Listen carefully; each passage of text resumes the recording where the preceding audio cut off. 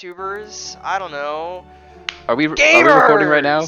We are live right now, yes. Gamers! Gamers! Okay. First post-timeskip discussion One for Piece One Piece! discussion. Post-timeskip discussion. Post-timeskip discussion. We did not think about recording this before we got to post-timeskip. But I guess if these there is do a little bit well, or if pre-timeskip. anyone wants us to ever, we can go back and discuss pre-timeskip.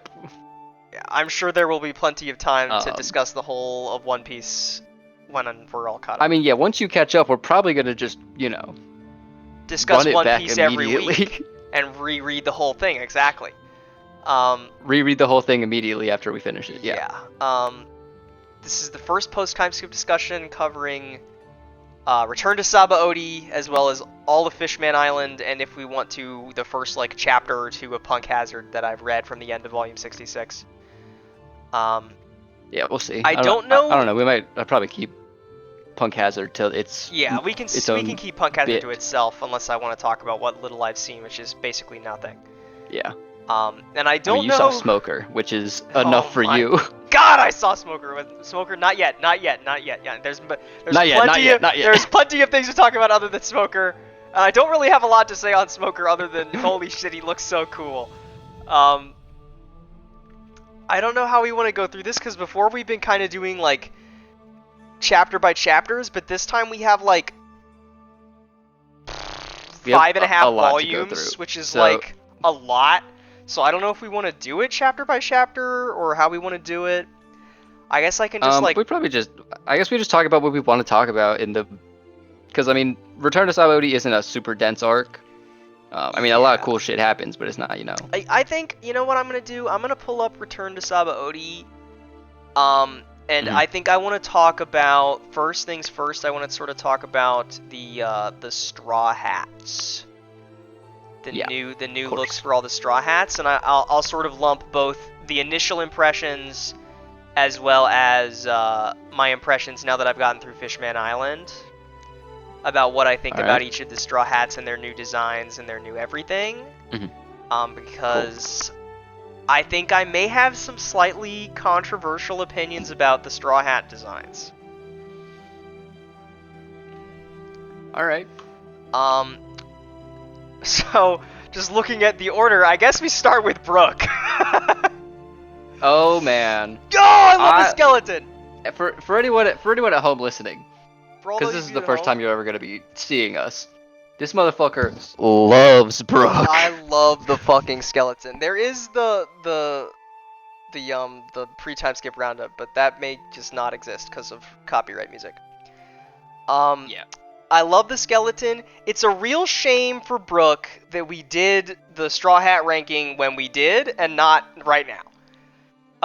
No, you had to do it before you saw Brook's. I know we had to do it before I saw the Soul King, but holy shit, I think it's a little close because there's one other Straw Hats design that I like almost as much, but I think Brook has my absolute favorite timeskip design.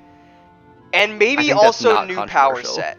I think he's awesome. Yeah, Brook really fucking levels up. I love that he's like this fusion of Elvis and Elton John and Jimi Hendrix with then the audience power of Michael Jackson. It's beautiful.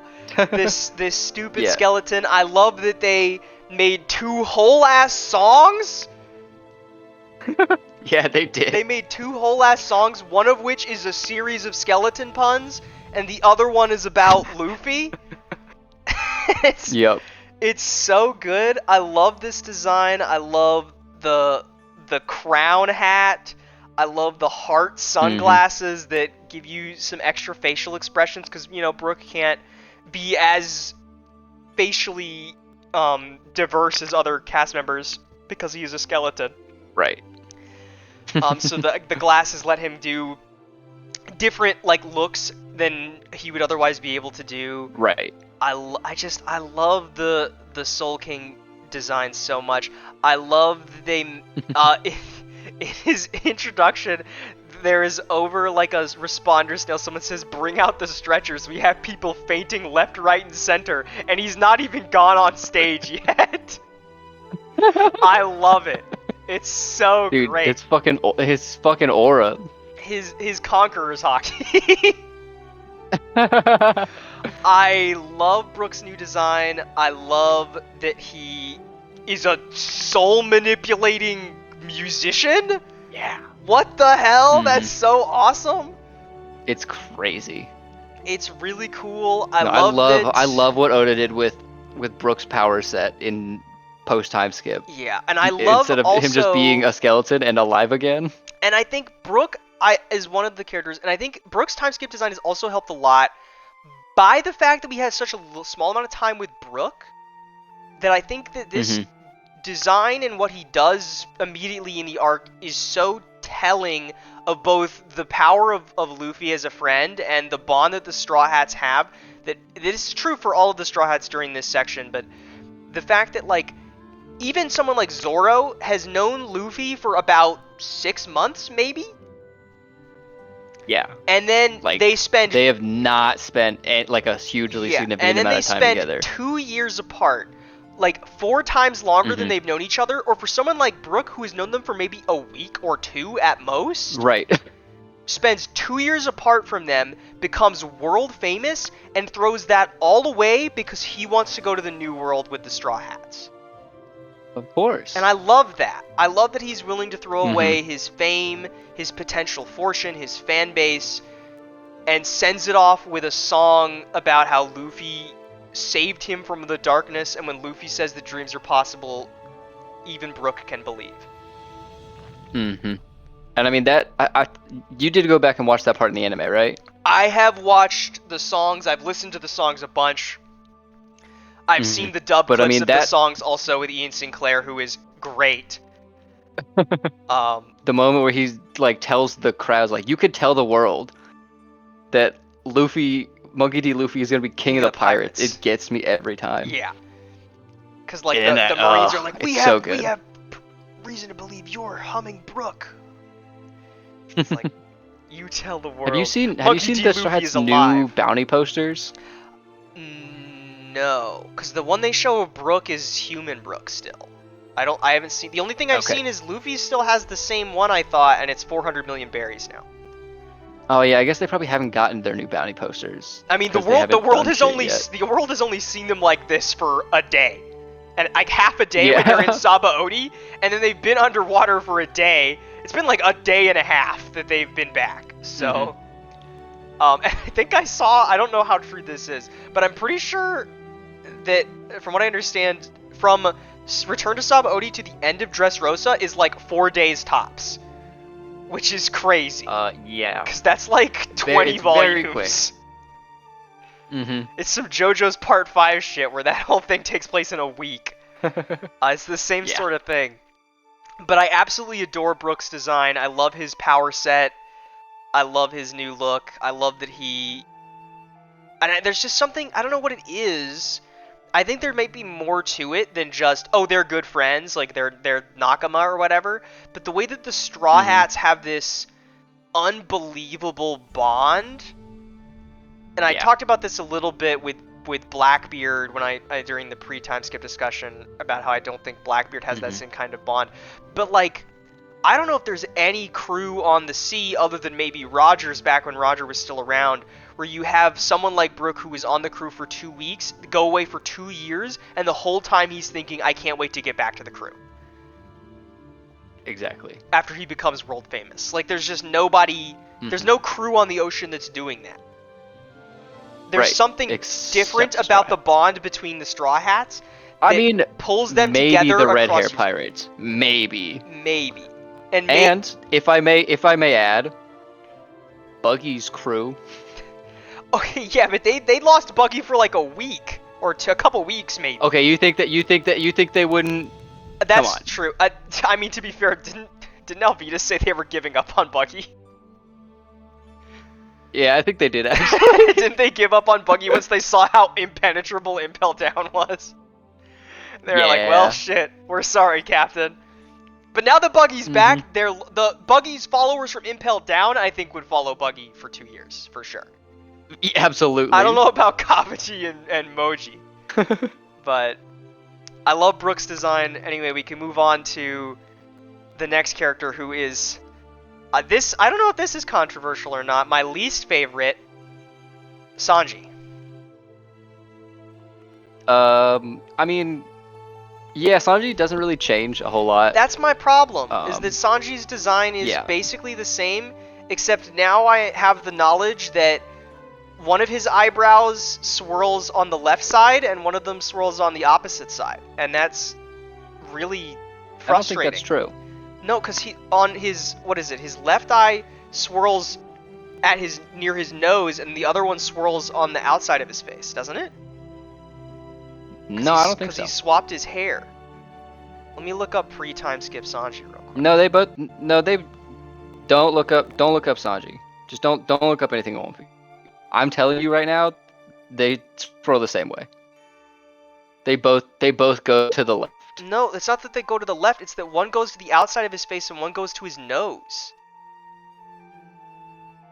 I see what you're saying. So if he pulled his hair back, if he pulled his hair back, he'd look so stupid. But that's the same. Like they're identical. They're not mirrored. Yeah, exactly. And I don't like that. It's weird, and it would make him look really stupid if he didn't cover one eye with his hair all the time. And also the first thing that Sanji does is lock onto a woman. I actually just looked it up. There's a picture of Sanji with. He does. Yeah. And I am not going to defend Sanji, even though I am a staunch Sanji defender. Good. I don't know that there's much I can defend. I'm not going to defend that part of Sanji. This whole section of Sanji has been insufferable. Yeah, I really don't like it. And people may get mad at us for saying that, because Sanji is very popular, and guys, I get it. I love Sanji. I've read the whole story. Sanji is my second favorite Straw Hat. Sanji's not but so you high can't up on tell mine. me. You cannot tell me that Sanji in fucking Return to Sabaody, and Fishman Island is not absolutely insufferable. The worst. He doubles down on the being transphobic thing.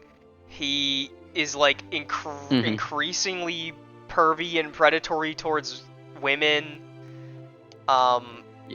He like bleeds out from nosebleeds, and Chopper has to like put him on life support. I will say that I do think it is a fun and interesting way to introduce the concept of like jumping a little bit ahead to Fishman Island, that like introducing the reason that we know that fishmen aren't allowed to give a blood transfusion to a human is because Sanji is weird and pervy and lost too much blood. Right, but which I think is a fun bit if it wasn't attached to all the other shit. The rest of this shit that Sanji does in this arc. Like, I feel like it would have been so easy for like Sanji or Zoro to just get like injured when they were out in the sea and they didn't drink the ropes, and then that's when they need to get the transfusion when they get into the island, and then they're like, oh, nobody will give it to them. Definitely could have done it any other way, but I think it is an interesting way, an interesting take on the trope, at least. That's true. Of at least making it functional to the plot. He is real annoying in this arc. I don't like it. And his design doesn't really change at all, and so I'm not a big fan of it, because everybody else has cool new redesigns. Then we have the imposter Straw Hats. Do we need to talk about them? Not really. I think they're funny. I like that in in every single like dub and translation, they're voiced by all the Straw Hats but shuffled around, and it's never the same, apparently. Yeah. So like in the Japanese, it's a different set of actors per character than in the dub, which I think is funny. The designs are kind of goofy. I like that they don't know that Usopp exists. But more importantly, it serves as a cool introduction for Nami. Yeah.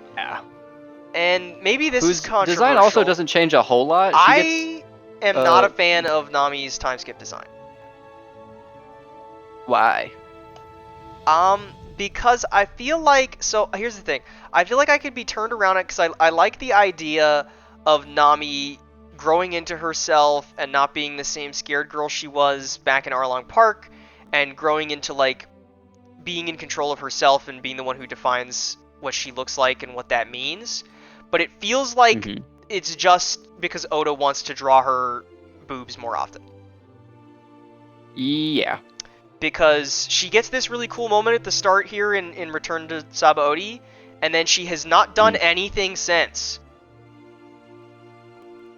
Yeah, I guess she doesn't really do a whole Which, lot. when we get into Fishman Island, I will talk more about, because I feel like Fishman Island was a perfect opportunity to make Nami a sort of forefront character for the plot for an arc, and then she has one moment where it's more about Jinbei than her, and then she only fights jobbers during the big fight at the end of Fishman Island, and then the moment Fishman Island ends, Oda draws her naked in the shower. So, yeah. Like, I don't know. I want to like the idea of her coming into her own and being the one, like, in control of her own sexuality and stuff. I think that's a cool idea, but I have not been sold on it by Oda yet. That's fair. And I mean, you are just someone who hates that shit in general. Yeah. Like, not a big I'm fan. more tolerant of it because I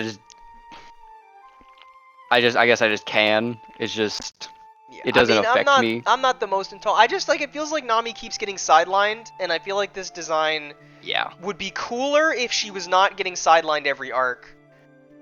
Is my thoughts. I feel like the plot is failing on Nami a little bit.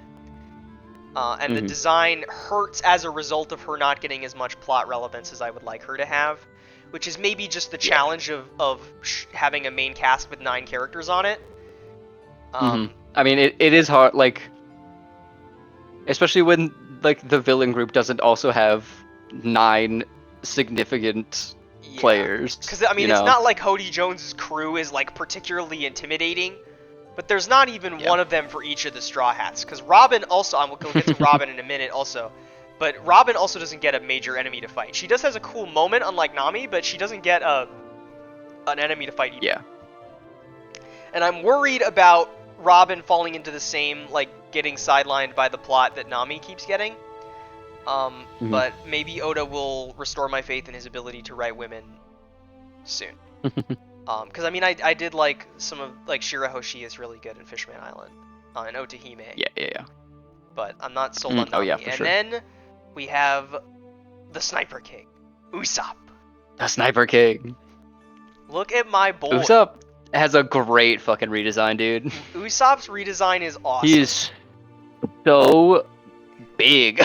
He's huge. He's got fancier overalls. He's jacked. He's got a fancier bag. Which I like because out. it's fairly realistic. Like, he got real fat just being on that island, and then he was like, "Ah, shit, I gotta go bulk up," and so just turned all the extra weight into muscle, and now he's huge. Yeah, he's huge, which is funny because Usopp is still, like, running away, so he's, like, as built as Zoro, like, visually, and he's still like, "We're gonna die!" And I like his new plant magic bullshit that he's doing. Yeah, it's like poison ivy. Yeah, it's very cool. The only thing I'm a little disappointed is I would like him to do a little more with it. I feel like, because he did so much cool tinkering, and, like, the way that he started to combine his, like, old making of the pellets for his slingshot with the dials from Skypiea. I would have liked to see him do a little bit of that with these, where he's maybe mixing his dial tech and his plant tech, and maybe he still will do that, but he hasn't done it yet. I would like to see maybe a little more innovation on Usopp's part rather than just using the plants by themselves. Yeah. But Usopp's a clever guy. I'm sure he'll figure it out eventually. But I love the new design. I love the new goggles. I love his, like, headphones that he's got on. I love that he let the hair grow out. He looks awesome. I'm a big fan of Usopp's design. Who do we have next? Who is next? Oh, well, I don't even have the chapter pulled up yet. Let's see. Next we have a little bit of Rayleigh. Oh yeah. Which is a fun. Rayleigh's also awesome in this section of the story, and I really love Rayleigh. Yeah. This is the part where Rayleigh tells us the order that people arrived on the island. and then he has to break it to Sanji that Zoro is the one who got here first. And then we have Nico Robin. Hell yeah. And now, hot take. Which I really like Robin's design. I don't think that's a hot take, dog. I don't know. I feel I guess like you just don't know like, what the community maybe I don't, but expects, I feel like I don't know before because I had seen Robin's design prior to the time skip, and at the time I didn't like it, and now I do. Okay, yeah. Because I feel like this design does what Nami's design is trying to do a lot better, and maybe that's just because Robin has gotten more time to grow.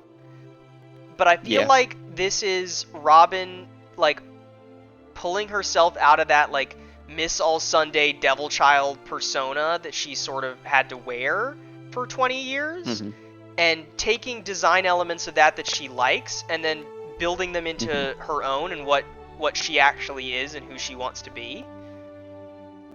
And I feel like it really works. Yeah, I see what you're saying. I do miss the cowboy hat, but otherwise I really like her new design. I like the sunglasses a lot. Oh yeah. I like that in the colored manga they're black. I actually like that more than the like orange ones she has in the anime. Just because I think the black sunglasses give her a really cool look during some of the shots in Fishman Island and stuff. And her new power sets, awesome. Oh yeah. Hell yeah. I really had no clue how Oda was gonna innovate on Robin's powers. I did not really see her making clones coming, but it's really cool. Yeah. Clones, but I mean, it makes so much sense. It makes so much sense. Like I can't believe I didn't see it coming, because it makes so much sense. Yeah. I also love that she has she finds these two posters, one for the fake Straw Hats recruiting and one for Brooks' concert, and she completely ignores the Straw Hats recruiting one. Is like, Brooks at concert? she's like way more interested in the Soul King than she is in the Straw Hats, because she's probably already figured out that the Straw Hats aren't real. Yeah. I mean, Robin's pretty fucking smart. I feel like Robin's clever. Robin seems to be someone who like just gets Luffy. Oh yeah. Yeah. And so like obviously she's not like that's not. She's like, Luffy would not put out a poster for more recruits. He's got the crew he wants. Yeah. But I love that she's like, what on earth is going on here? Soul King? The Soul King? And then my goat, Tony Chopper. Anthony Helicopter. Anthony Helicopter. This is the one that is closest to Brook for me. Really? Yes, I love Chopper's new design. That is a hot take. Which I think is probably a hot take. I don't like Chopper. I much prefer Chopper's pre-time skip design. Maybe it's just that I love Chopper so much, but I part of it is that I feel like more than any other member of the Straw Hats, Chopper's power set is built into his design. Because it's not just that's true. This one point. Like, all of the points have new designs. And the way that the other points make him look so much more grown up, like he's actually more than any of the other cast members, Chopper, especially when he's in like Walking Point, for example, he looks like he's aged 2 years. Like he's like not a full-grown deer. Yeah, he's like a full-grown deer. Which I mean makes sense for a deer. Yeah, and I love Chopper's new designs. I love that Chopper is leaning into being a monster because he no longer needs to look human to make friends. I love Chopper. Chopper continues to be one of my favorites, and I feel like his design in the time skip leans into a lot of my favorite things about Chopper. Yeah. And I like, in one of the SBS's, Oda describes the new helmet thingy he has on his hat is to protect his old hat so that it doesn't get damaged on adventures, and I think that's adorable. That is adorable. I think my issue with it is just that it feels, and I mean this is intentional from Oda, so like it's not like unintentional, but like he is more mascot-ified. Yeah, he is, but I like that. I don't know. I feel like it works that Brain Point, because I know that's what it's called now. is more mascotified, because the other ones I feel are more out there than That's they fair. were before. Like Yeah. Horn Point and like Kung Fu Point and Heavy Point are all like way more out there, and I think it gives Chopper a wider breadth of like looks and designs, and I think it's really cool. And I'll save some of how much I love Chopper's new power set for when we get to it, but I'm a big fan of Chopper's stuff. I also love that the fake Straw Hats don't know that Chopper's a reindeer because his wanted poster doesn't have the antlers. Yeah. So they have a fox with a hat on it, and the hat doesn't have the X because that's also not in the wanted poster. Right. So anybody who's actually seen Chopper, it doesn't look anything like it, but he looks kind of like Chopper in the wanted poster, which is really if funny. you just look at the face, I mean, the fox does have a mustache as well. That's true, but like, I like that. I don't know. That all the details he's missing aren't in the wanted poster, so it's like, how could they know? You know, these guys haven't seen Chopper before. Yeah. And while it is kind of funny of this moment where Chopper is still being gullible, is like, I can't believe you guys are like this now. It's also like, come on, Chopper, really?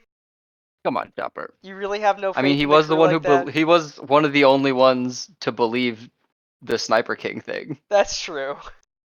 So we know that this is Chopper, how Chopper is. Chopper is a naive and gullible, and he's a kid. But that's what I love about Chopper. He is a kid.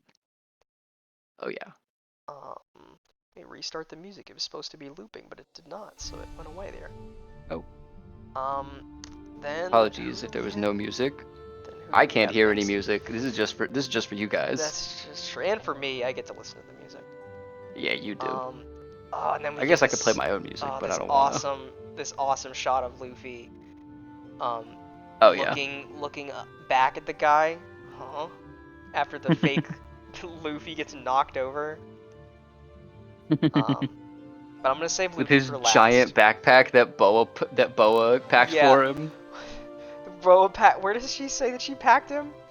I think it's in the next chapter. Yeah, here we are. She packed him a rucksack with 500 changes of clothes, enough to pack lunches for 1,000 men, handkerchiefs, tissues, and 5 years worth of towels. 3 years worth of drinking water and snacks, silver cutlery, and toothbrushes, soap, and she like gets cut off as she keeps going. It's very funny. Yeah. I don't know what the actual like community thinks of it. I love the Boa simping bits. I think it's always funny.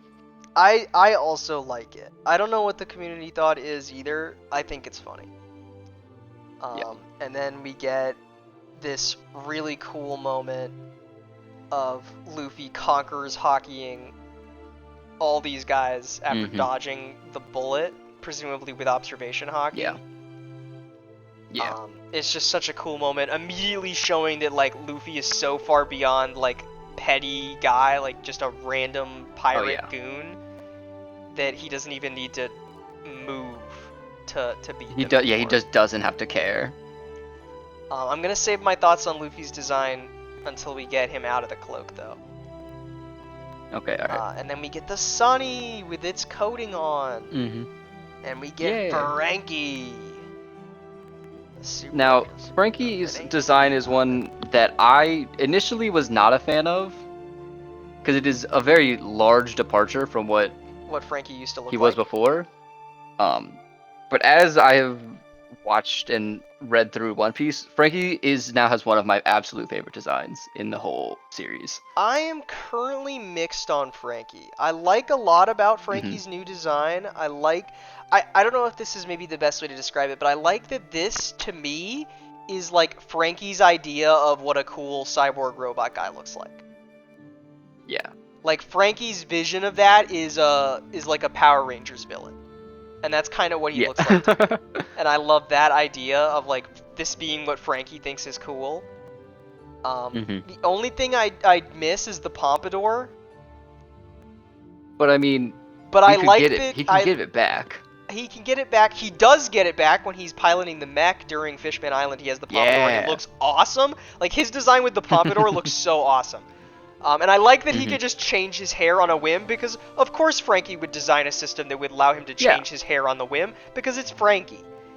And I think his new design is fun. I'm excited to see more of it. I was initially a little off-put on it. The only thing is, like, what is wrong with his legs? I don't like his weird, like, knee brace things that he's got on. It looks weird.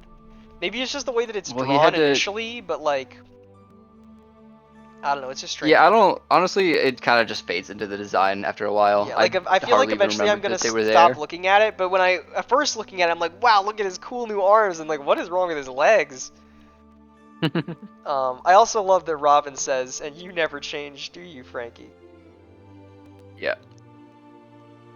I also love that Nami does this too, but Robin I think is more funny, doing the same thing, is just like being completely unamused with Frankie's new wacky bullshit. Yeah. It's like an extension of the the thing from Thriller Bark. Oh yeah, where she The wouldn't do docking the bit where she Frankie wouldn't do the docking. Frankie docking. And she kind of like, she continues to do that in this with all of Frankie's new shit, and I think it's kind of funny.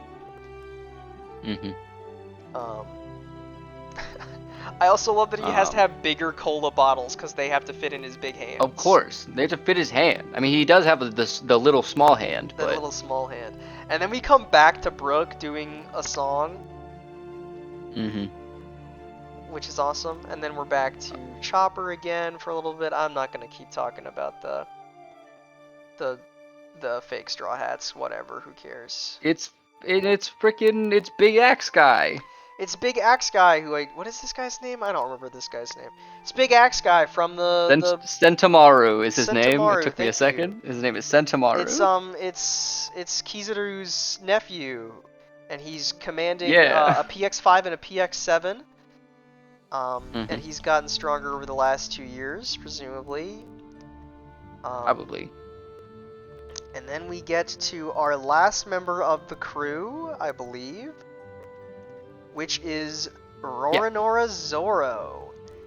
And initially, I was not. He fell asleep on the wrong boat. On the wrong boat, and then, much like his master, like Mihawk, cut the entire fucking boat in half.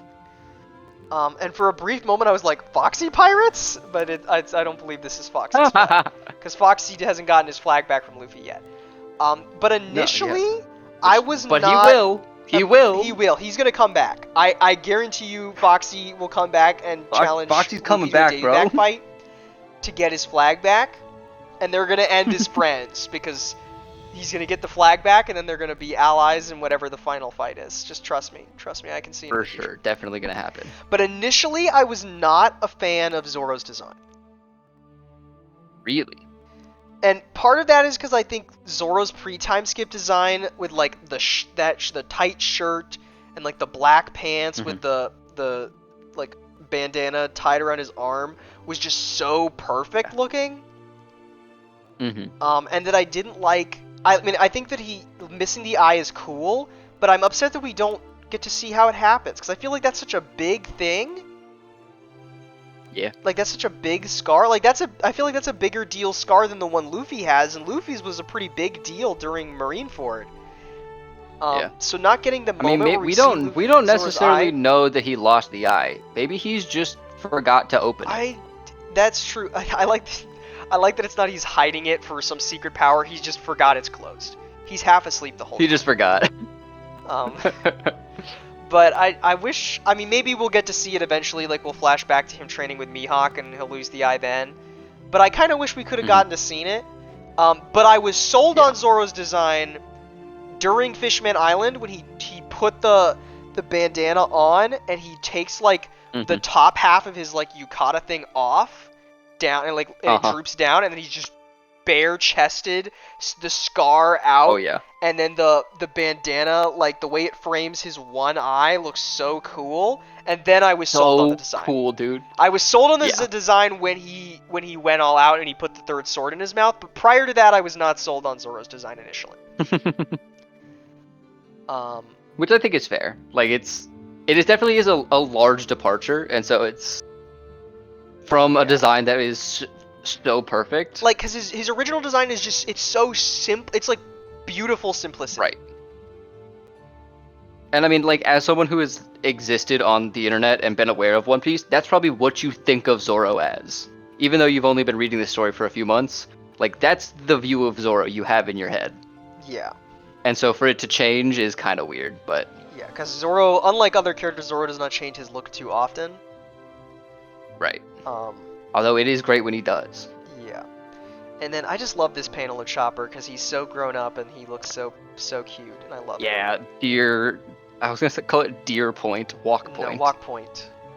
Walk Point Chopper is so good. Mm-hmm. He just looks so big and he's all grown up, and I love it. Yeah. That's all I have to say. I don't know. It Just puts a smile on my face. Um, Also, wait to see. and I guess we talk about Luffy's redesign next, or yeah, do we let's- want to talk about some of the other random Let's crap see. that's We happening get in Sabaody? fucking wet hair caribou. I hate this Fucking guy. wet hair caribou. I hate Everyone this guy, hates dude. this This is motherfucker. the worst. He's He's just the worst. so lame. I mean, I like that he serves the role of showing that not a single member of the crew gives a shit about just a basic Logia type user anymore. Like, whatever, you're a Yeah. Logia. Like, even Frankie's like, okay, yeah, alright, buddy, I'm locking you in a barrel now, idiot. But he's just like, he's so gross looking, and then he like kidnaps a bunch of women and is gonna sell them. At least No, he dude, gets you his don't ex. understand. He's a parallel to Luffy. He's also trapped in a barrel, just like Luffy was. You don't understand. If Oda is setting up Wet Hair Caribou as a parallel to Luffy, more power to him. I will not accept it until I see it come to fruition. I will not be. Um, Yeah, no, it's no one likes Caribou. I'll tell you this, he keeps showing up though. and then we get more great moments with Brook. Where he's informed that the Marines are there, and he's like, but I cannot leave right away. The fans are calling for an encore. They're very persistent, you understand. I must return to the stage. And then the Marines are charging the stage, and the fans are like beating back the cops to listen to one more song from Brook, and it's awesome. The manager tries to turn on him. This island is an island of regret for us, home to painful memories of defeat, but it is also an isle of new beginnings. And it is my duty to my crew to make our adventure an enjoyable one. Straw Hat Luffy dead, you say? Utterly preposterous.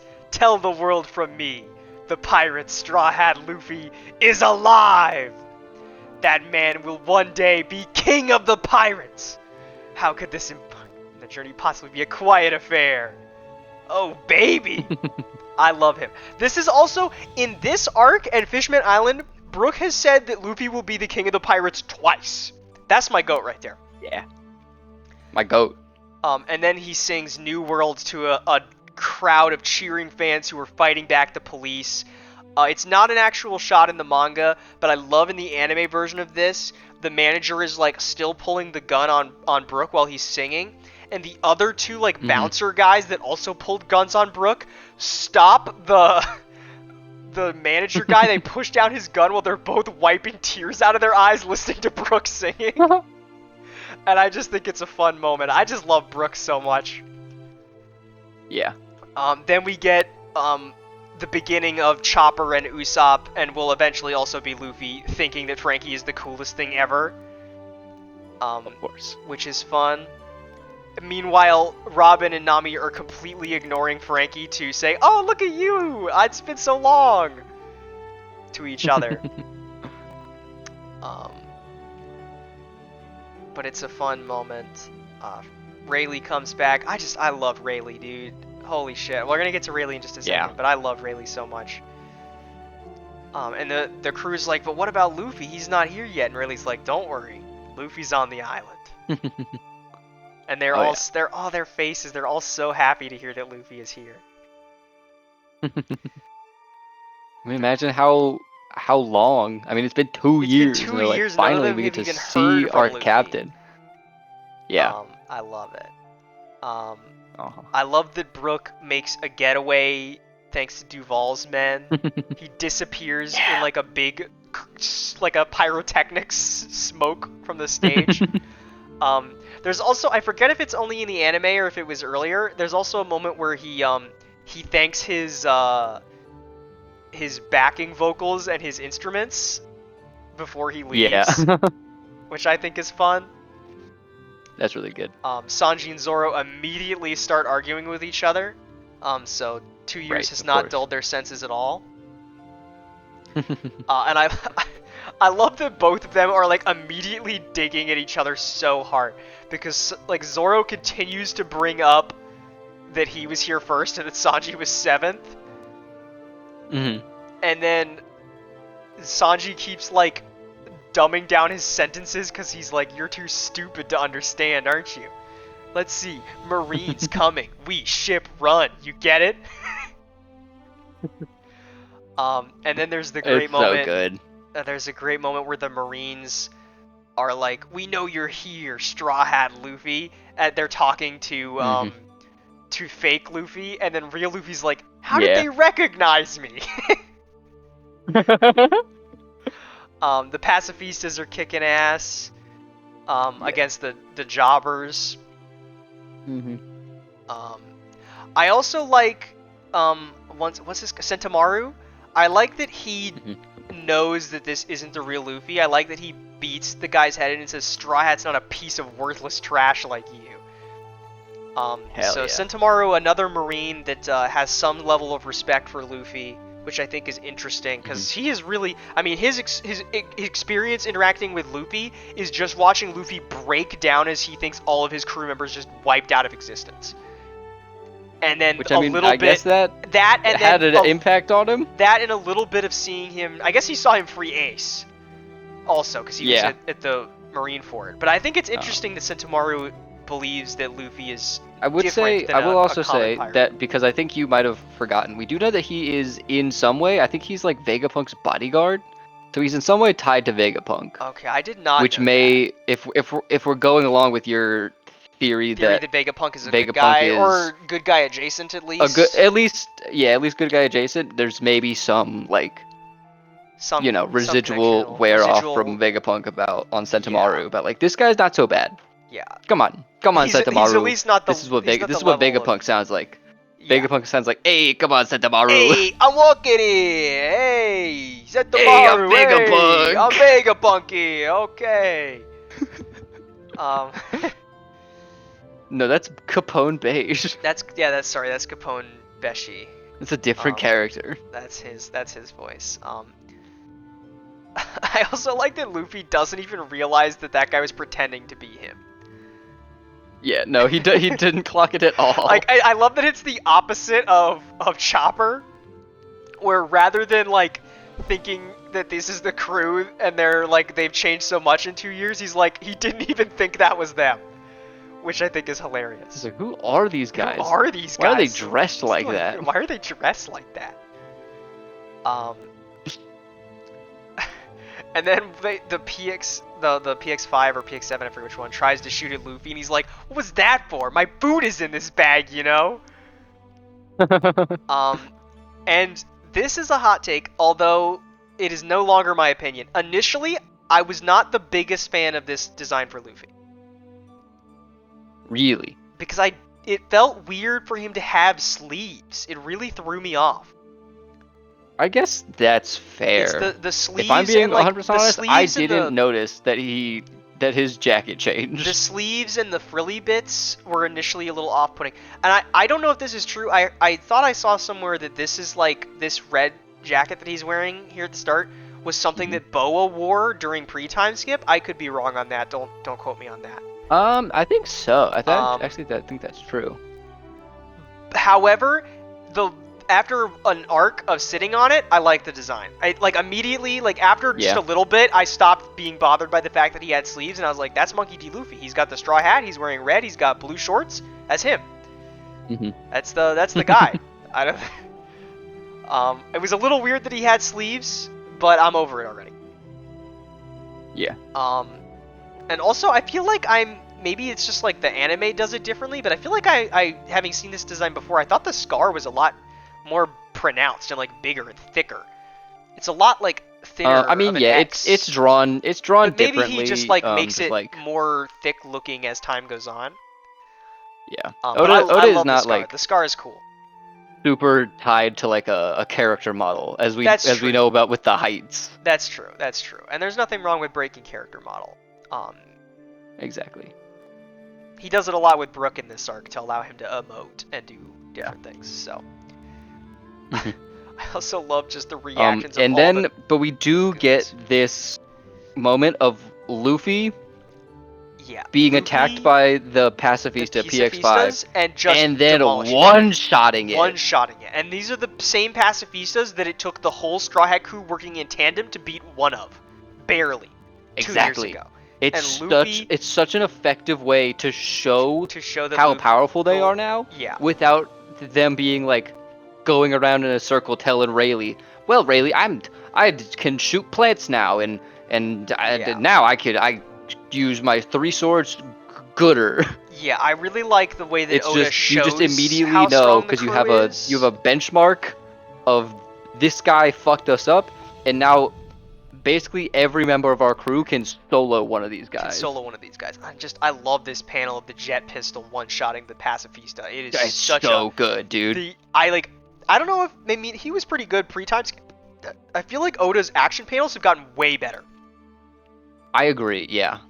Like He shots definitely like this jet pistol, leveled up a little bit. Like the impacts on stuff like Luffy's hits in post time skip so far have had way more weight to them than before, I feel. And then also we get Sanji and Zoro simultaneously one-shotting the Pacifista, and both of them are like, no, I'm the one that one-shot it. I did it. I killed him in one shot, not you. And then I love this moment. This is one of my favorite moments in the whole section. Is they're running away, and Luffy notices Rayleigh from way off. And he says, Rayleigh! Thanks so much, Rayleigh. Thanks for everything you've done for the past 2 years. Rayleigh, I'm gonna do it. I'm gonna become the king of the pirates! And you can see Rayleigh tearing up, It's just, oh my god. And then immediately in this next chapter, after he says see you later, Rayleigh imagines the training over the last years, and he says head straight for the top. And then Dark King Rayleigh comes up to fight the Marines.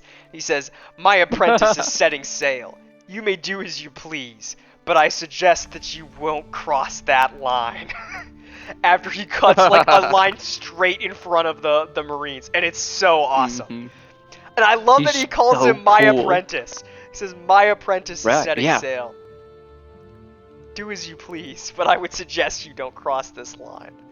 He's so cool, and I love that he's so emotional because he's in this, like, I mean, he probably felt it over the 2 years and obviously before, but I feel like this moment he's really seeing what Shanks saw. Yeah. Like, however many, 10, 12 years ago now? He's truly seeing the same thing Shanks saw. He's seeing his captain again in Monkey D. Luffy. Yep. And then Perona shows up, and she is so cute in this outfit. She looks so great. Oh yeah.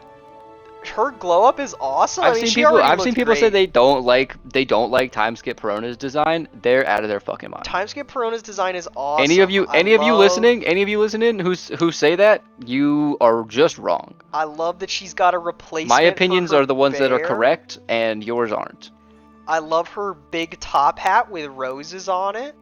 I like that she's grown her hair out. I think she looks really cute, and it's very fun.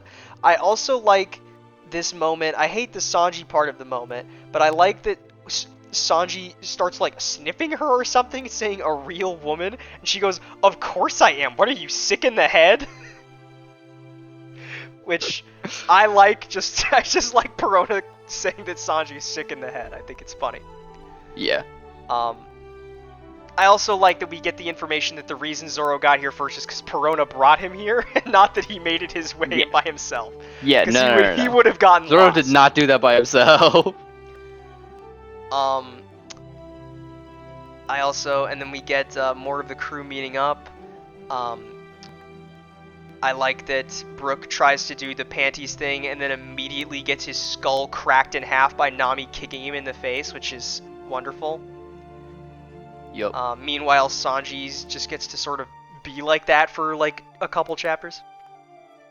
Mm-hmm. And I love this. Chopper's bird friend shows up. Chopper's bird friend shows up. And I love the crew's reaction to seeing Luffy for the first time. Yeah. I think I say it, or no, because I didn't live read this part, but Brook crying here, because he's crying tears of joy. Every time Brook cries, it gets me. Yeah.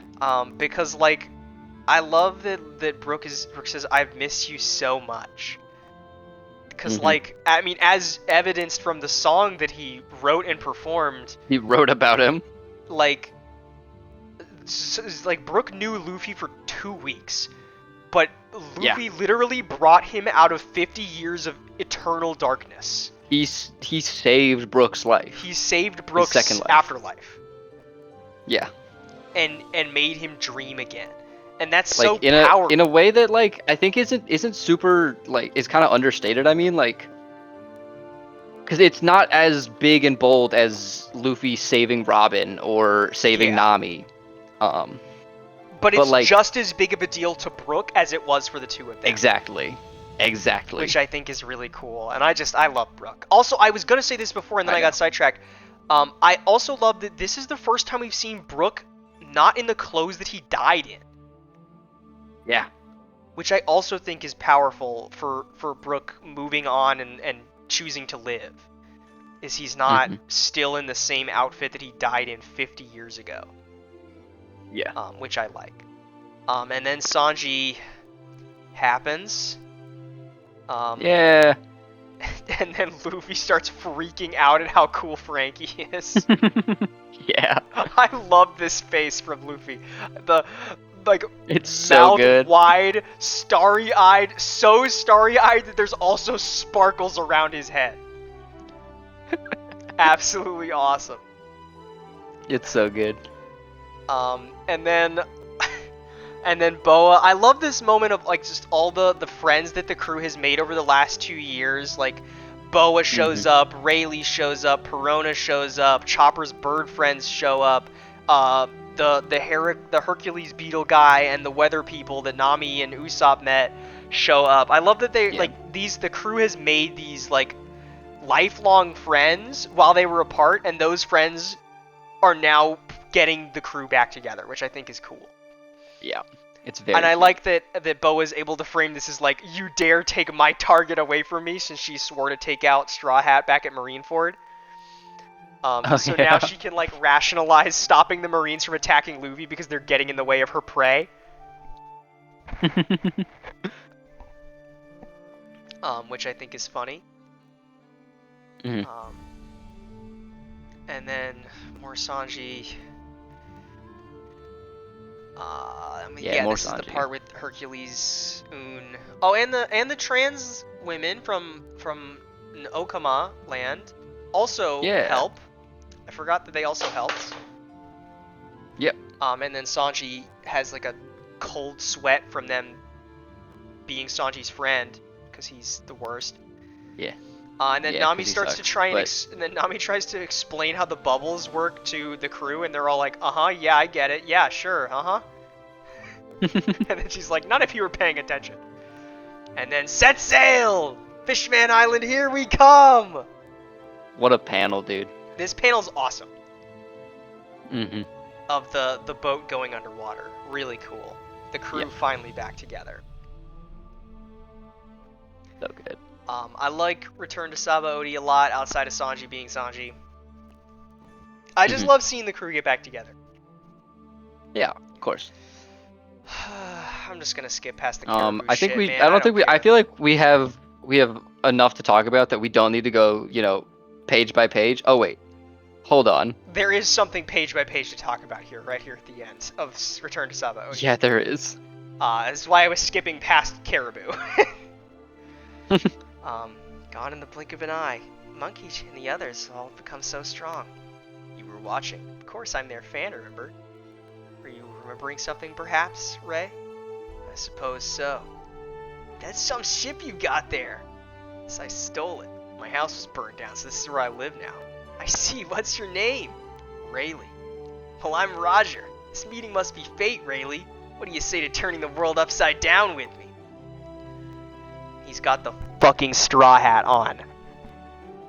Yeah, dog. Yeah, dog. He's got the fucking straw hat on. Yeah, he does. Where do you think Shanks got the goddamn straw hat? And why do you think it was his most important treasure? It was Captain Rogers. Captain Rogers' hat. He gave to Shanks, and the Shanks gave to Luffy. And then Rayleigh is just crying remembering this. Ugh. Dude. And then, it may just be that there's no such thing as coincidence in this world, as though it was always meant to be. Mysterious bonds slowly but surely weave their forms. At any rate, Luffy's taken another step towards becoming a man worthy of that hat he wears. That boy makes me feel like living for a while longer. God, I fucking love Rayleigh. Is for sure gonna die, bro. He's not gonna die until he knows, though. Not until he's made sure that Luffy has made it all the way. Like, Shanks, I think, could die before Luffy makes it all the way, like right before. I don't think Rayleigh can die until he knows that Roger's will has been fully inherited by Monkey D. Luffy. Mm-hmm. I could see Shanks dying and then Luffy leaving the hat with Shanks' like body or his gravestone. Yeah. And then going on to like fight Blackbeard or something. Yeah, whatever happens at the end. God, I love Rayleigh so much. I don't even know. I feel like I say I could talk about Rayleigh, but I feel like talking about Rayleigh would just delve into me saying I love Rayleigh over and over again. Yeah. Because I think Rayleigh is really cool. It kind of ends up being like that. I love the little bits of him we get. And also, there's the popular gif comes from this scene of Rayleigh wiping the tears away. And I didn't even know that was a One Piece gif. Oh, yeah. Until I saw it in the wild yesterday, and I was like, oh shit, that's Rayleigh! Holy shit, that's Rayleigh! I didn't even know it was from One Piece until I saw it after I had known Rayleigh. And I was like, oh shit, that's Rayleigh! Wait a minute. I didn't even know. And then we get, I really like these drawings from Oda of Under the Sea. It's really cool. Oh, yeah. And then Sanji almost drowns because he's so horny for Nami. Yeah. Let's see, is there anything else super exciting that happens before the end of the volume? Oh, one more thing we need to learn about. Kuma. Bartholomew fucking Kuma. Isn't Kuma just, such a character we understand completely and know everything about? He sure is such a character we know everything about and understand completely, for sure, yeah. Yep. That's what I would say about Kuma. God, and this shot... I mean, I do, but... And this shot of Frankie finding him, like, torn to pieces, absolutely still clutching the Bible. Torn up. Yeah, torn up and still clutching his Bible. And we learn... Yeah. And then when he sees Frankie, he says, mission complete, and then gets up and walks away. There wasn't a single scratch on the Sunny. And before he gave himself away, he got to give himself one order that he would fulfill no matter what after he lost his own personality, and it was to protect the Thousand Sunny until the Straw Hats could return.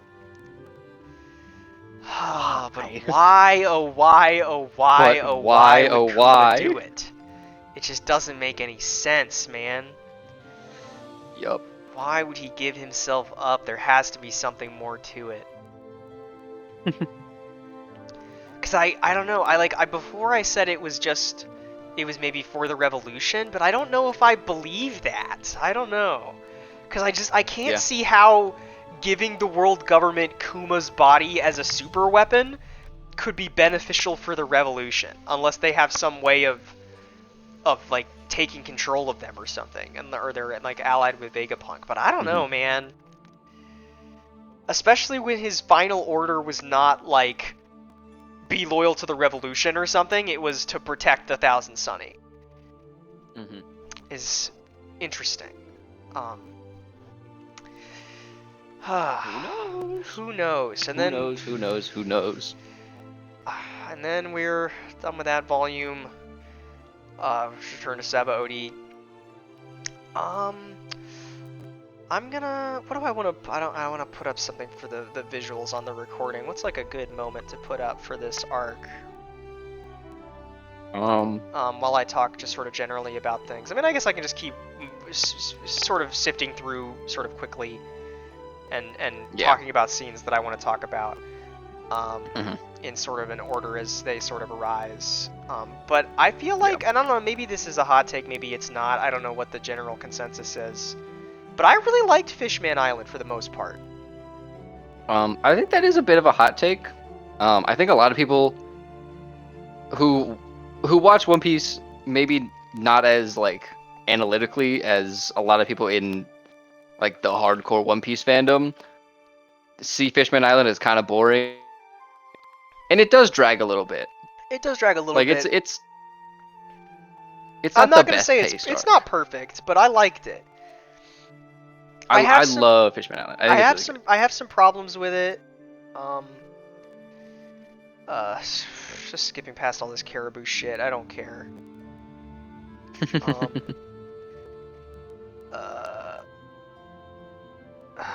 Caribou shit. We get some information about how the sea works from Nami.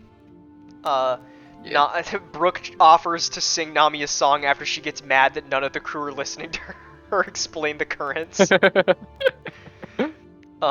I love this idea of an undersea waterfall. I think is really cool. Because I feel like this part here, when they're going down into the water, really, like, Oda really sells the idea. Because I feel like prior to this arc, Oda has been really good about selling, like, sort of the fantasy and the interesting and unique places we're going and what's so cool and interesting about them and how they're so different than you would expect. But then I feel like once you get into Fishman Island proper, it's just kind of normal? I don't know. Like, compared to how like fantastical and out there Skypiea felt, it's strange to me that Fishman Island doesn't feel like this. Like, I feel like Water 7 felt like a better realized idea of like a water city than the city that's at the bottom of the ocean, which I think is a bit of a shame. I guess. And maybe that's just me. I don't know. Yeah. I love that Luffy's first reaction to seeing the fucking Kraken is to make it his pet. Yeah. I think that's great. I love that Usopp and Chopper are desperately trying to talk him out of it. And it just doesn't work. And then the monster trio jumps out. Which also reminds me, Luffy, Sanji, Zoro are referred to as the monster trio. Usopp, Nami, Chopper are the weakling trio. What the hell are Robin, Frankie, and Brooke? The adults. I mean, I guess they are. They're the adults. What else could they be? I guess the adult trio. I don't know how much of an adult Frankie really is, though, or Brooke for that matter. Yeah, Brooke is the weird grandpa. I love that. I love all these scenes of Luffy and Usopp and Chopper thinking that Frankie's the coolest thing ever. Yeah, of course. And I love. There's this moment here that I believe is an error from Oda, as one of the later SBSs confirms, where Chopper eats a Rumble Ball and then uses an empowered guard point, which to me implies that at this point he was still thinking of the Rumble Ball being how Chopper accessed these points and then changed his mind. But in a later SBS, when somebody questions Oda on this, he says, "Oh yes, in this scene, Chopper was eating a Rumble candy." a popular candy based on the Rumble Ball. Yeah. How astute of you to Great retcon, Oda. how astute of you to notice Chopper's favorite candy, which is so funny, of like a way to retcon it. But I love that the guard point is huge now. It's so cool. Oh yeah. That's incredible, Chopper. I love Chopper. And then we get Gear 3 Elephant Gun. Ugh. Which is super cool.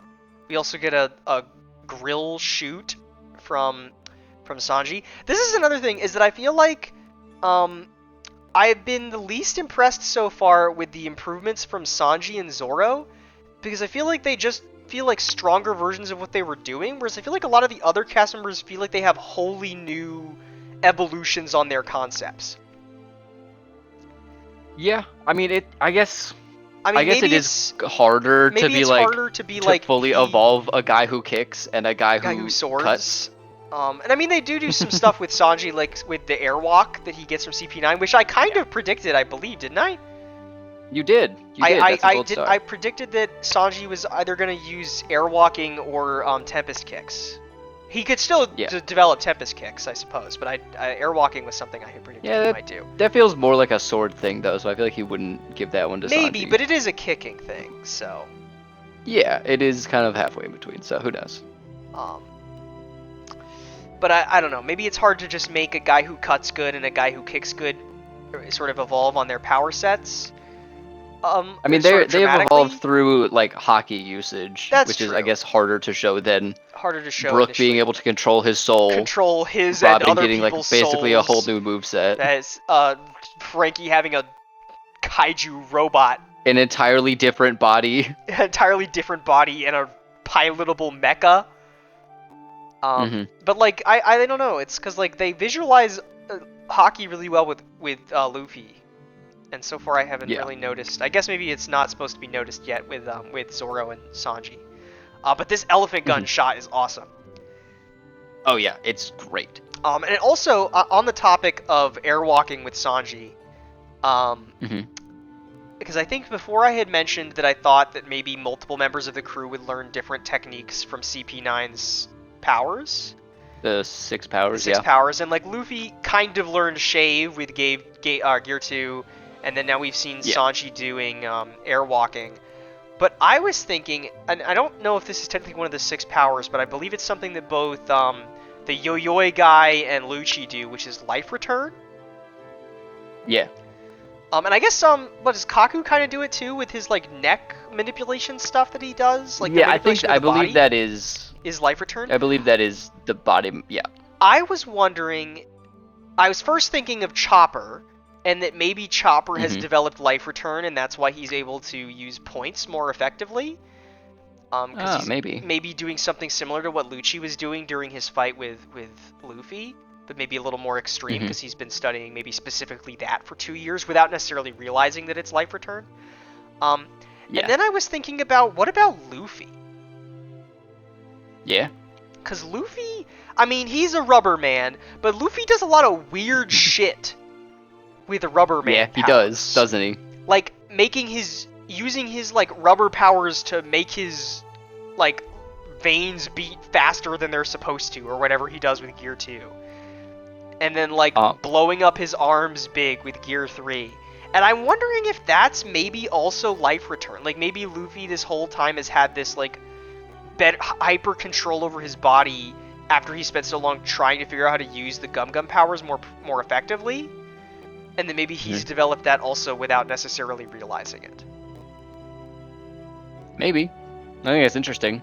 That's what I was thinking about. I have heard people say that, like, the way that Luffy, like, couldn't, like, he'll be, like, bulked up from all the food that he eats, and then will, like, switch in an instant is application of life return. I mean, Yo-Yoi guy literally does that with life return, so. Yeah, so. And now that I'm thinking about it, I wonder that. if Robin's powers could maybe also be explained through life return. But I feel like it's just sort of a natural extension of her abilities.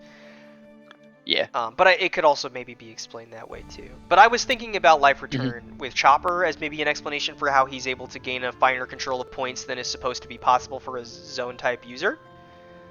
Um, which maybe is something to do with the human fruit, or maybe it's something to do with Chopper's doctoring, or maybe it's something to do with something else. I'm not entirely sure. But we knock out the Kraken, and we also free a shark that's wearing a sweater. That's Megalo. That's Megalo. That's my boy. That's my guy Megalo. There's also I love these the first set of cover pages that's like these little cute drawings of the Straw Hats doing stuff. I like this one of Robin reading under a tree while there's birds singing to her. I think it's cute. Yeah. I like this moment where Chopper almost dies by touching a poisonous jellyfish, and Robin saves his life. Hell yeah. Yeah, they really do. He really does a great job of like showing how fucking terrifying the ocean is. Yeah. Like I like this whole section with like the deep sea animals. I feel like really sells the fantastical like wonder of this world in the bottom of the ocean, and then Fishman Island doesn't really fully deliver on it. I guess that's fair. Then this is maybe the best comedic moment so far. Is this moment of Wet Hair Caribou in the barrel, like paragraphs of him planning about how he's gonna take out the Straw Hats while Frankie slowly walks up and stares at him while he's scheming, and then like reinforces the barrel and ties it up with ropes and shuts him in there, and then kicks the barrel over.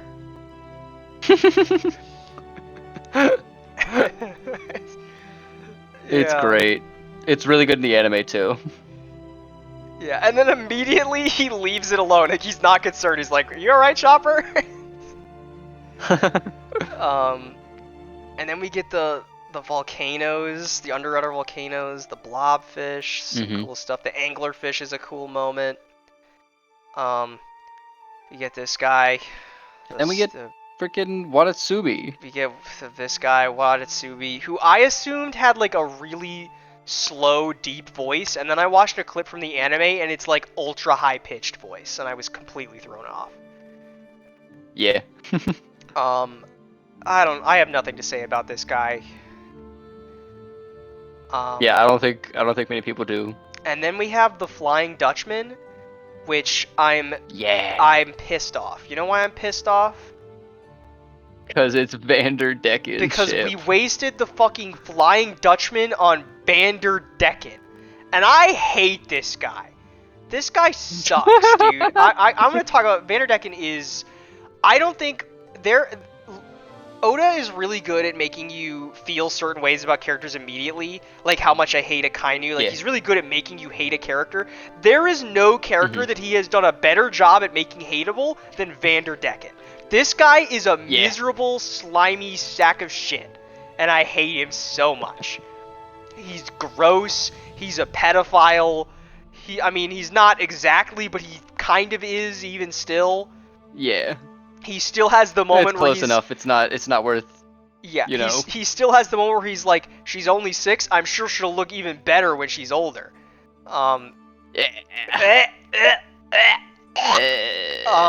He's gross. He's awful. He hasn't washed his hands in 10 years. I like that I like his design as this like Fishman mobster kind of look, but then he's just the worst, man. He's just awful. I also think his power is really cool, and I just hate that all these cool design elements are wasted. Yeah, Maybe not wasted. I hate that like Fishman mobster flying on the Flying Dutchman with the target powers is Vanderdecken. I hate him so much. Vanderdecken the 9th, excuse me. Of course. Also, can he breathe underwater or not? I'm a little confused. He can breathe underwater, but he cannot move underwater. Because when he meets with Hody in the Fishman district, he has a bubble over his head. So I was thinking that he needed it to breathe. Fishmen who have devil fruits can still breathe and like survive underwater. They just can't. But their energy still gets drained, and so they can't like move. Okay, so he's wearing the bubble so that he will not be drained by the ocean. I understand. Right. I also like that, as far as I'm aware, he's not aware that he's eaten a devil fruit.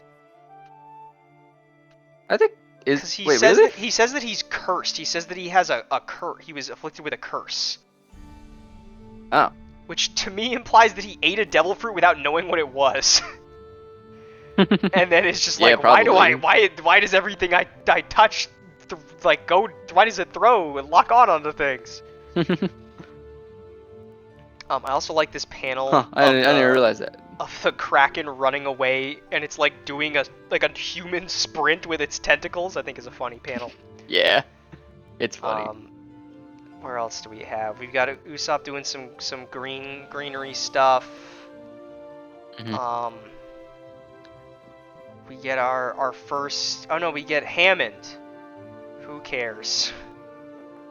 Who cares? I like when Robin beats the shit out of him later. That's all I have to say about Hammond. Yeah. I like that he has a giraffe sea king fish thing. Kaku would be Yeah. amazed if he could get to the bottom of the ocean. Dude, he loves giraffes. He He does have an Arlong tattoo though. That's true. He does have an Arlong tattoo, and a sun tattoo with a decapitated human. Wonder what that's about. Yeah. I love this cover panel of Brooke takes 5 or 6 white dogs with afros for a walk. It's just a funny panel. It's just funny to me. Why 5 or 6? It's funny to me that Oda drew this. Like, that's really all I have to say about it. It was a request. That's true. I like that Luffy just completely ignores these stupid Fishman guys. And then they suck. Then we Kude burst. And then, the crew dies or whatever. Yeah. They're split up. The pirate that shattered Arlong's ambitions, Straw Hat, has arrived. He's awake. Yep. I like that these outfits that the 4 of them are in for like 2 pages. Oh yeah, for sure. The criminal merch. criminal merch. I just like Usopp in pink is a good look. Yeah. Also, Kami looks nice. She's grown up now. It's all cute and fun.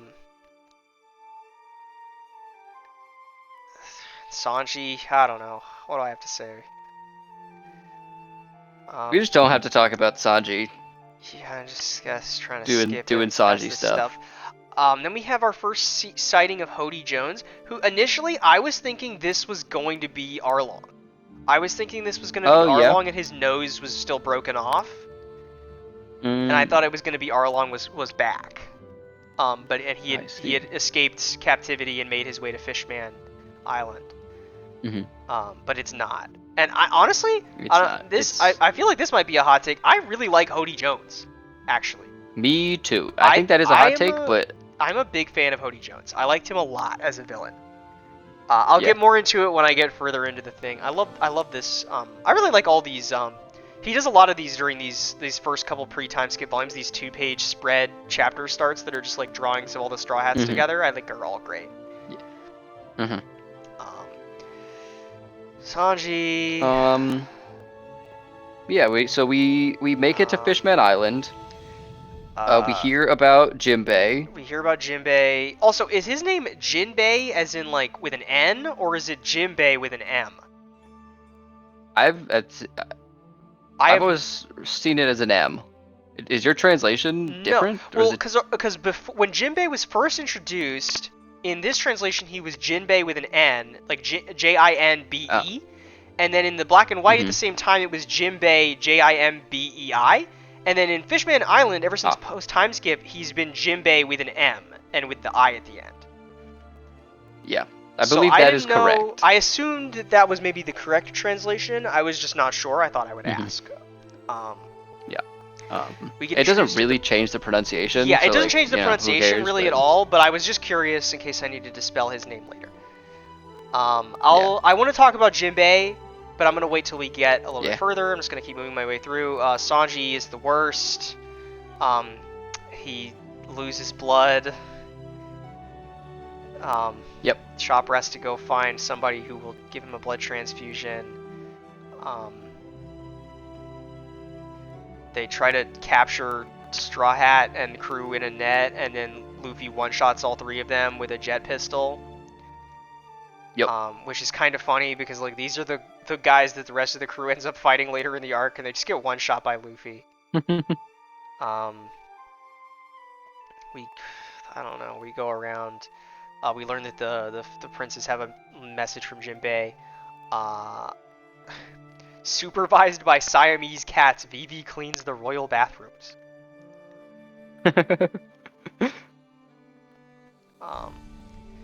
And then Sanji gets his blood transfusion.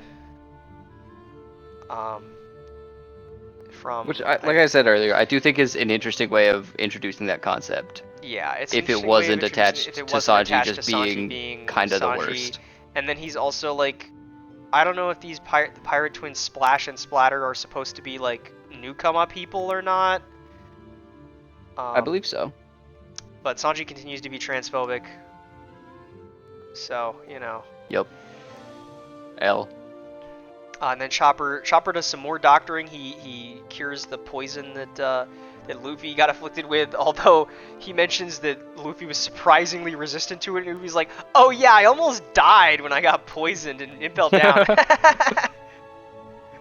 Luffy just keeps getting poisoned. Yeah. Also, the guy with the tentacles managed to withstand Luffy's attack. I really like this guy's design. I wish he wasn't such a nothing character. Yeah. Of the drunk samurai swordsman blue-ringed octopus guy. I think he's got a really cool design, but he's just a nothing character. Yeah. And then is her name Madame Shirley or Madame Charlie?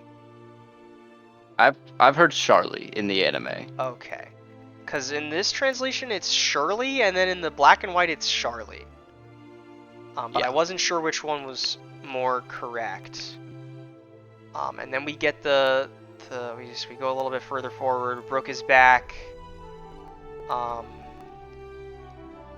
We keep going. We learn about Big Mom is now placed a claim on the island, and then we get a vision that Fishman Island will be destroyed by Straw Hat Luffy's hands. Yep. Very interesting. This will come back later. I am sure of it. Yeah. When we come back, we get to the end of the arc. I will tell you what my theory is on that, which is I didn't come up with it. It's a popular fan theory, but we're not there yet. I don't really have a theory yet. I just know that it's going to come back eventually. Kadu figure skates with Fishman Island penguins. does not get destroyed, so. Yeah, spoiler alert, Fishman Island does not get destroyed by Straw Hat Luffy in this arc. Kadu figure skating with penguins, have you considered that? Truly, nothing could have ever prepared me for this cover page. This is maybe the best. I don't know who requested this. Real name Isaka Takahashi, or sorry, Isaka Takashi. Thank you from the bottom of my heart for requesting Oda to draw this. I love it. It's beautiful. Why do they have an ice skating rink in Alabasta? Surely that can't work. Surely not. Don't worry about it. I love it though. Also, Fishman District, the Noah. You have thoughts about the Noah, don't you? I want to have thoughts about the Noah, but I'm not sure what they are. I mean, I'm immediately intrigued because you don't put an obvious biblical allusion into a story and then not mean anything by it. And we don't know what the purpose of the Noah is yet. Yeah. We know that it has something to do with Joy Boy's promise to Poseidon. Whoever the hell Joy Boy is, I'm sure we will find out more. As Robin begins to decipher more poneglyphs, probably. Yep. My initial guess, as I think mentioned in the live reading, is that maybe this is supposed to be the ship that's supposed to. I thought was supposed to take the people of Fishman Island to the surface, but it seems like this thing is way older than that idea. Because Joy Boy and that Poseidon were from the Lost Century, which is like 800 years ago or something. So that's presumably a lot longer than the Fishmen have been trying to make peace with the humans. I mean, So maybe they still had the desire to go up to the surface though, maybe, I don't know. I feel like there's got to be something or more to maybe the some Noah. prophecy or something. Who knows? I mean, Um, yeah, for sure. there's got to be something more to the Noah. I don't know what. I think it's interesting to make a biblical allusion when you're in an area that has some references to gods with Neptune and Poseidon. I also think it's interesting that I believe Neptune is described as the god of the sea, similar to the way that Enneru was titled god. Which is why I was initially distrusting of Neptune, and maybe still am a little bit, just because I don't know about that title is concerning. But I guess Godfall was a nice guy, so I don't think it's necessarily a bad thing. That's true. Crab Hand Gyro. I mean, they do call him a warrior, king. I mean, Yeah. he definitely is some sort of And then we fighter. get introduced to Hody Jones, who initially in this translation is called Hordy Jones, and then after like a volume he switches to Hody Jones. Yeah, they call him Hordy in the anime, and I, for the whole arc, thought his name was Horny Horny Jones, Jones. which made this arc much more funny than I think it was supposed to be. I really like Hody Jones, man. I really, really like Hody Yeah. Jones. I'm gonna save it because I want to get to the. I'm gonna just keep working in Yeah, once we sequence a get little bit. I'm not to going the panel by end, we panel. can. Yeah. I like that Nami is the one making a fuss in Papagu's place. hmm Ruler of the Ryugu Kingdom, sea god Neptune. Yep. And his whale Ho. Yep. His whale's Ho. Lex, I think it's Hoe, but Nah, it's Ho. Because I No, it think definitely is Hoe, because but I think it's like the first it's syllable of the word for whale in Japanese, and that's like Hoe or something. Mhm. So, anyways, his whale Ho. yeah. I don't know. I just like something about Hody's design. I really like. Also, he just looks cool. Yeah. I like that it feels like he's modeled himself after Arlong. I think is a cool visual idea. To bring sort of the legacy but like of past Arlong. Yeah, but like Arlong before we knew him, like Arlong when he was young Like and like the Arlong that we see in the flashbacks of this arc.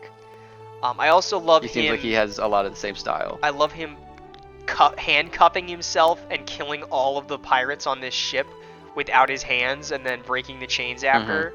Really cool. Yeah. We will prove once and for all that Fishmen are the one true master race. That's what the translation says, which is wild. Yeah. But we'll get to Hody in a minute. Fucking caribou, whatever. Skip. I don't care. It's not worth going over in this discussion. And then the Straw Hats get. Would you say you don't caribou? No, not particularly. The Straw Hats get blamed for kidnapping the mermaids. There's also a panel, I forget where it is, but Sanji says that even though I'd like to, I didn't do it, and I want to kill him. Is really my long and short of Sanji. And then Luffy, because he's so hungry, does not get captured. He wanders off before they try to capture the Straw Hats. And stumbles into Shirahoshi's room because he smells the food in there. And then we meet Princess Shirahoshi, who is just so lovely. I fucking love Shirahoshi. She's so nice. The best. She's so wonderful. I am a big fan of Shirahoshi. And I also like that since I'm reading the manga, I don't have to deal with Toei Animation's adaptation of Oda's art style with the women starting in timeskip. Which I know gets especially bad for Nami and Robin as time goes on, but I've seen some shots of Shirahoshi and it's like, oh my god, what the hell? Yeah. But I really like the relationship that gets established between Luffy and Shirahoshi a lot. Because it very much reminds me of the relationship between him and Kobe. Interesting. I was gonna say it reminds me of the relationship between Ace and Luffy. Okay. especially with the way that Luffy calls her crybaby.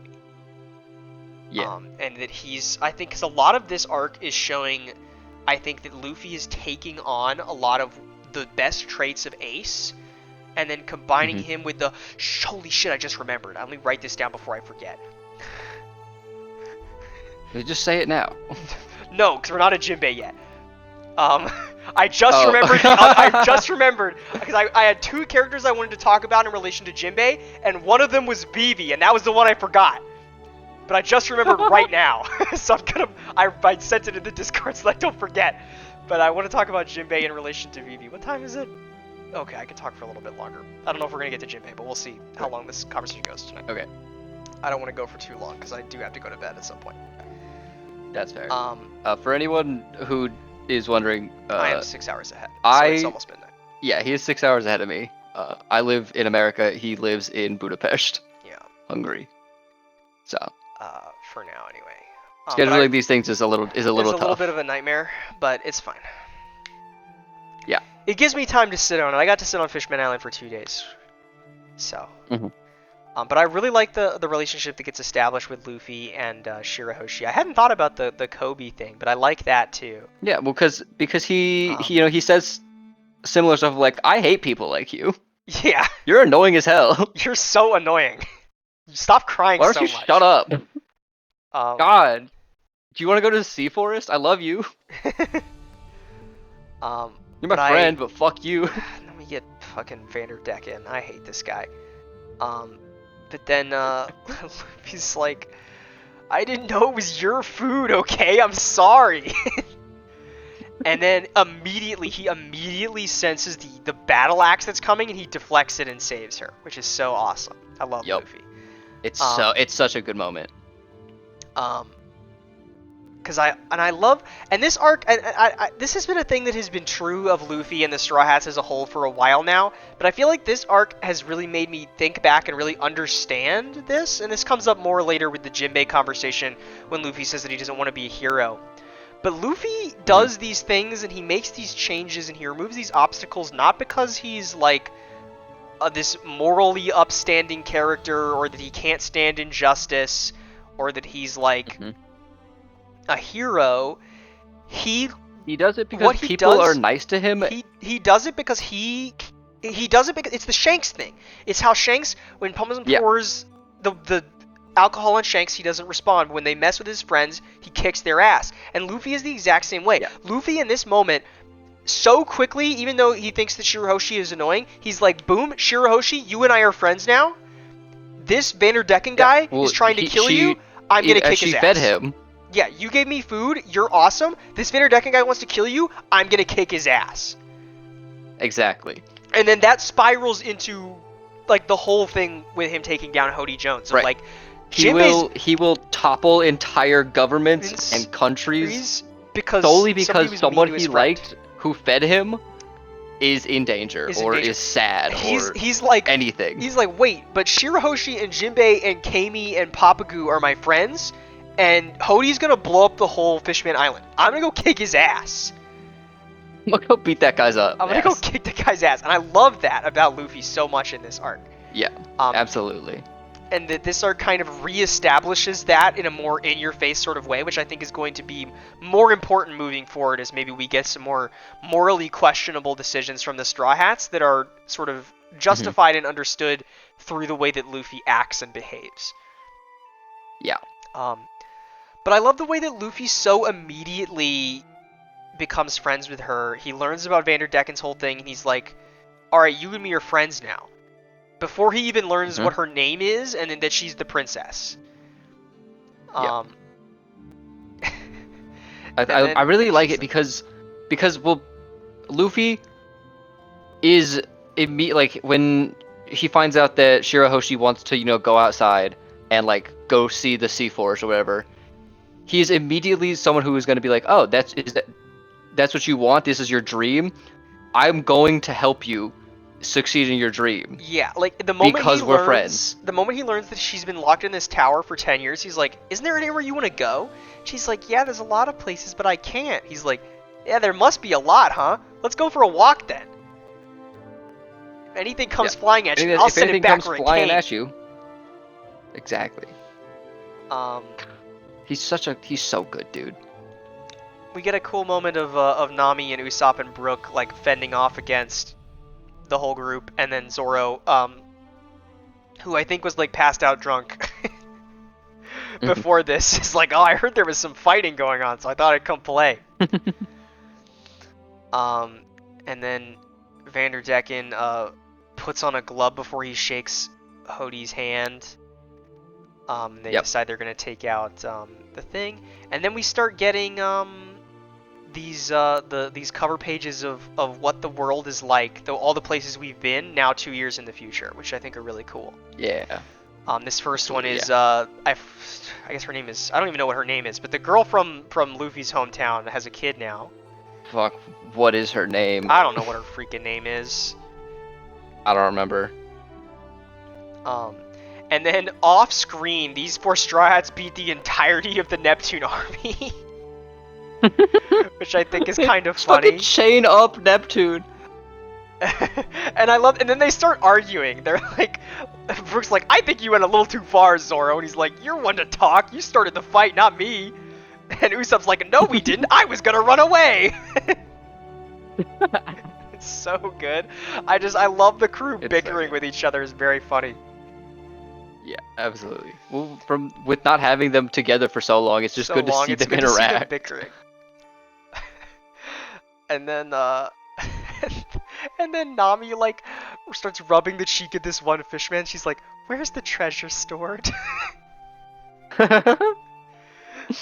Fear not, friends. When things look tough, you just gotta sing a song and cheer right up. Come on!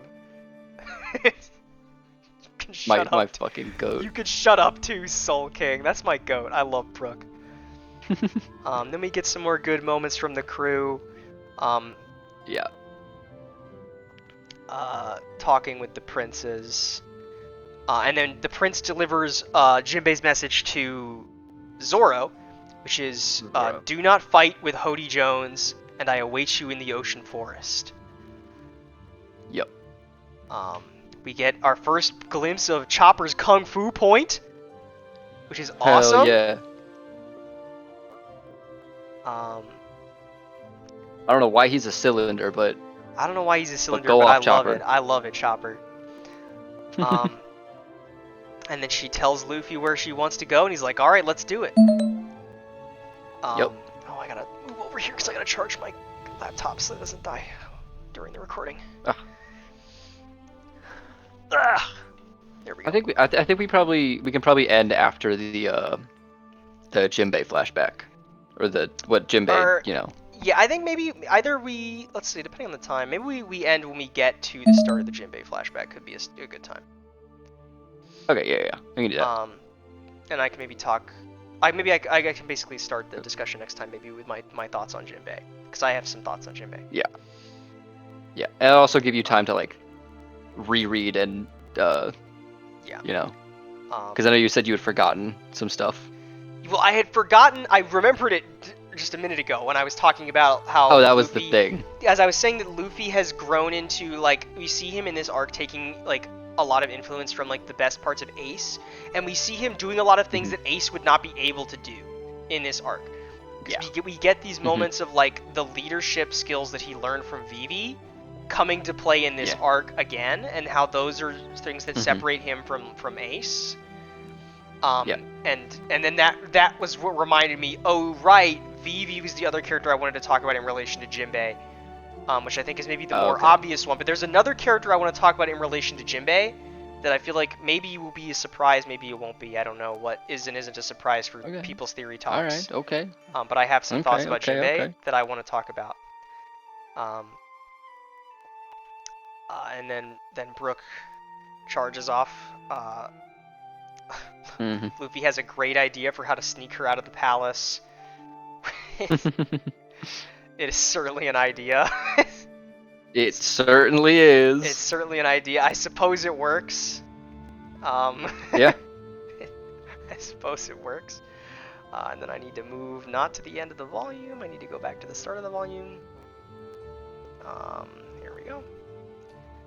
You just keep blitzing through here. We get the bandits from Luffy's backstory that are celebrating Luffy being Yeah. back, which is a cool moment. They all have straw hats. Oh, they do all have straw hats. How cute. Luffy says, "Let's go for a walk." And then they all freak out. I love this shot also. Right after they realize the princess is gone, one of the pirates says to strike Brook from behind, and he immediately, without even turning backwards, parries it by drawing his cane sword. It's so cool. Hell yeah. What was that for?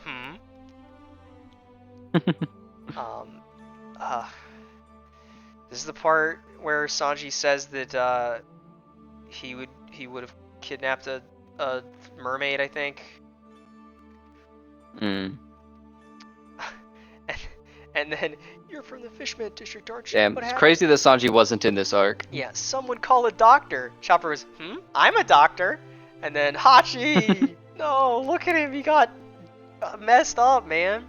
Poor Hachi." He did. And then we get our sort of explanation on Vanderdecken's powers. God, I hate that his design is so interesting, because I hate him so much. Right. I really, why does he have to be this Fishman mobster looking guy, man? I hate him. And his powers are so cool. Throwing all the arrows up and then they all pierce Hachi at once. Super cool. And then Hody has this moment where he says about the human slaves. "In these waters you were worse less than slaves. Whoever survives the journey is to carry on the image. If you succeed, then I will set you free. If you refuse, I'll hurl you outside the bubble myself. You filthy inferior beings." And then they think that Shirahoshi has been kidnapped. Says she wants to go see a grave. She wants to visit more than anything else. I think people don't like Hody because he like doesn't have quote unquote the motivation, like he wasn't a slave or whatever. Yeah, but that's what's so interesting about Hody. Obviously, that's what makes him interesting. That's the most interesting thing about him. Is the reveal at the end that he's just like we'll get into this more later. A ghost of hatred. He's just a product of a centuries-long cycle of hatred. This ghost shell of hatred that has no purpose and no meaning other than to destroys for no reason. Destroys for no reason because that's the only existence he knows, because that's the cycle of hatred that they've lived in for who knows how long. And then my guy Jinbei shows up. He's at the grave. He's talking about Hime's grave. I love Jinbei so much. I sure hope he joins the crew eventually. For anyone watching, Battle does know. I do know that. Wait, should I say your name? Should we bleep that? I don't know. Whatever. It's not like these are gonna get uploaded eventually anyway. Hey, my name's Parker. That's Battle. I don't know. This is our channel. And then we get the waitress, the little girl that Luffy and Zoro saved back in Yeah. Which is a nice little shot. She's a little grown up. I like that they have Luffy's wanted poster behind the counter. Of course. Because everyone who meets Luffy is like, "Hey, that's my fucking guy." That's my guy. And then I forget what this part is. Yeah, the Hody and his crew start to charge the island. We get a little update on what Robin's up to. We learn that she kicked the ass of some fishmen who tried to capture her. Which is a recurring thing so far in post timeskip, is like us cutting to Robin and like we've just missed her beating the crap out of a bunch of people trying to catch the Devil Child, and she's like, what a nice day. Supposed to be a poneglyph near here. She's like riding a bus. We get more of we meet Tom's brother. Oh, we're not there. Yeah, we get more of the Straw Hats bickering with each other, which is fun. And then we get Tom's brother, Den. You man. Which is fun. Which is also gives us an explanation for like the way that Fishman family like heritability works, and that it doesn't at all. Like Fishman genetics work. Yeah, Fishman genetics work, and that it's basically random. Um, Yep. and it's cool just getting Frankie to meet Tom's brother. It's a nice moment for Frankie. Yeah. Even if we don't really get too much Like of that it. he says, you must have cyborg somewhere in your lineage, right? Frankie's like, I don't think that's how that works, but You wouldn't sure, happen dude. to, yeah, you wouldn't happen to have a robot as an ancestor, would you? I'm a human, all right. Um, Vanderdecken and Hody show up to the palace and start Yo. tearing up the place. And then Vanderdecken learns that Shirahoshi's not there, so he charges to go after Shirahoshi. And then this is the first cover page that made me cry. Is this one right here? Is the one Oh, of shit. It's Zoro's Oh, man. teacher reporting to Kuina and putting the newspaper showing that the Straw Hats are back at her grave. Oh, God. My god, man. Come on. Ugh. Anyway. Yup. We get Neptune begging the Straw Hats to go after Decken and stop him. We get Hody getting to be sort of a threat. I love this shot of Hody spouting some racist shit, and it's like a shadow of Arlong behind him, and then Nami is seeing Arlong while everybody else is seeing Hody. Is this really cool moment? And gets into probably my biggest problem with this arc, which is that Nami doesn't get to do anything at all. Anyway, Yeah. we'll get into it more later when we get to Jinbei. But I feel like this arc was like setting up all the teas for Nami to get to play a big part of the plot, and then she has some panels where she looks troubled and has a shadow over her face and is remembering her trauma, and then she doesn't do anything. Yeah. Can't argue with that one. I do like this the joke though from Brooke. He goes, Arlong, I don't think I've ever tasted that particular delicacy. Yo! Ow! Usopp, why are you kicking me? Because, like, I'm presuming Brooke just has no clue about Arlong. They probably have not told him. He has no idea who Arlong is. He has no idea who Arlong is. Why would they bring up Arlong? Why would they dump Nami's trauma on Brooke in the 2 weeks they've known him? And Usopp's like, cut it out, man. And then we get a sort of a sign of how strong Hody is. And we get this awesome scene. We just get awesome moments from Zoro fighting Hody. We get the first showing that Hody doesn't care really about Fishman with the way that he grabs one of his henchmen and puts him as a body shield in front of Zoro / killing him instantly. Yeah. I also like that Zoro, after one of the, like, what is it? Yeah. Sorry, after like, what'd you say?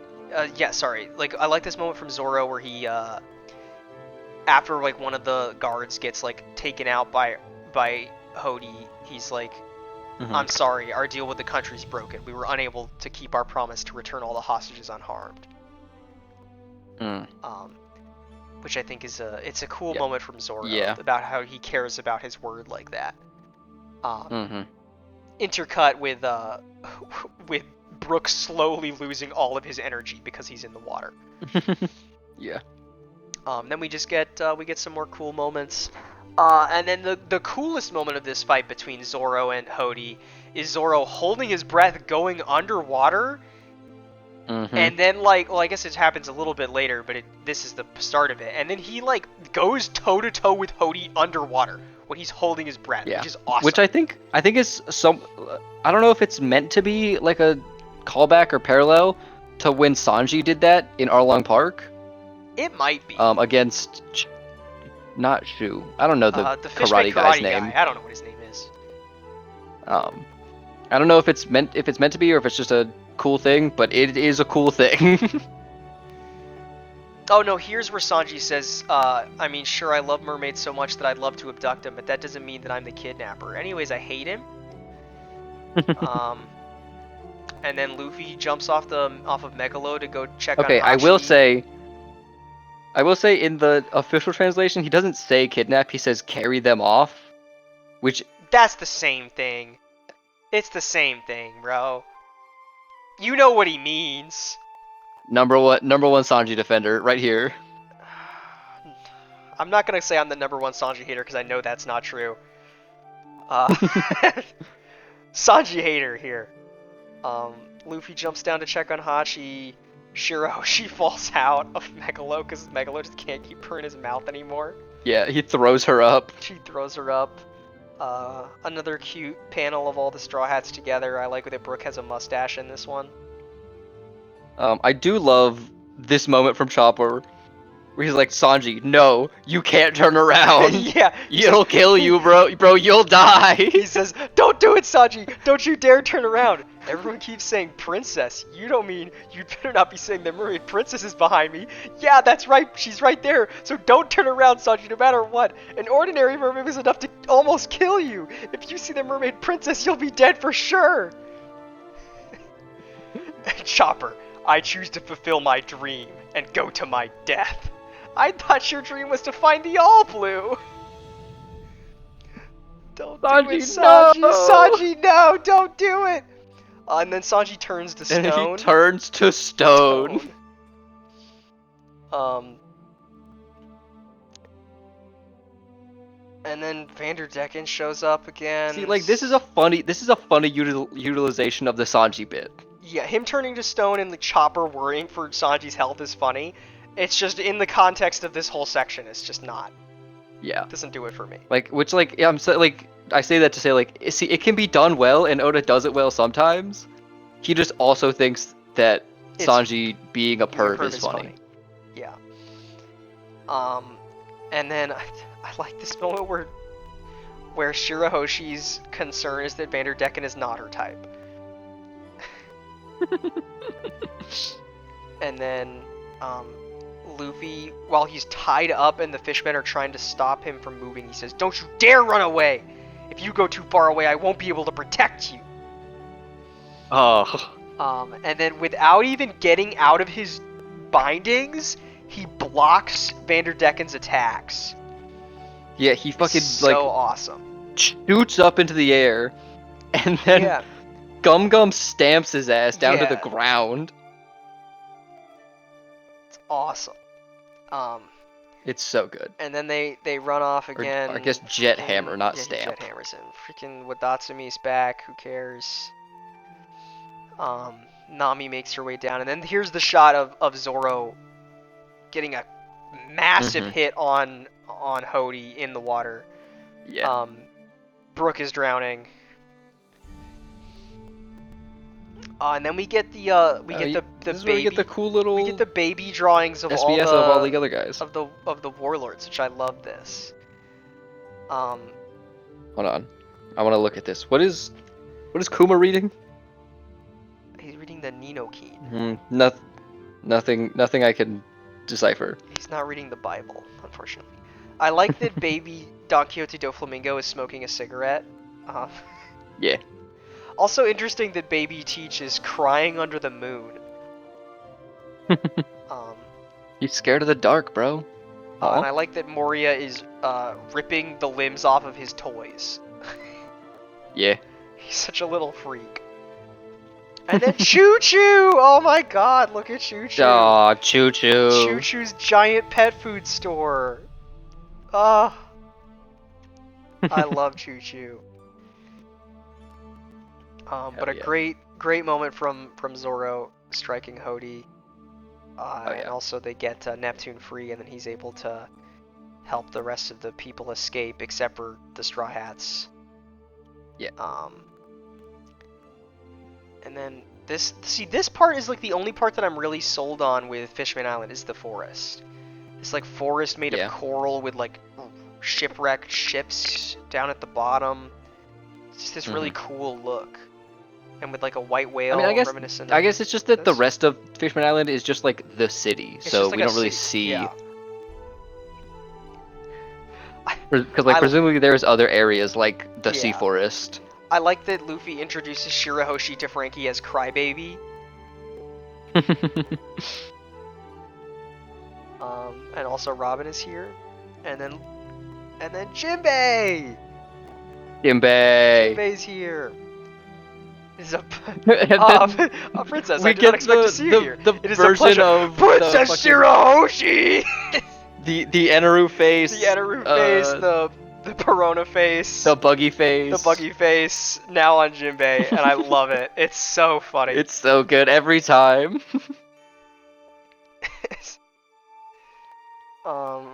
And then yay, Sanji's back to normal. Great.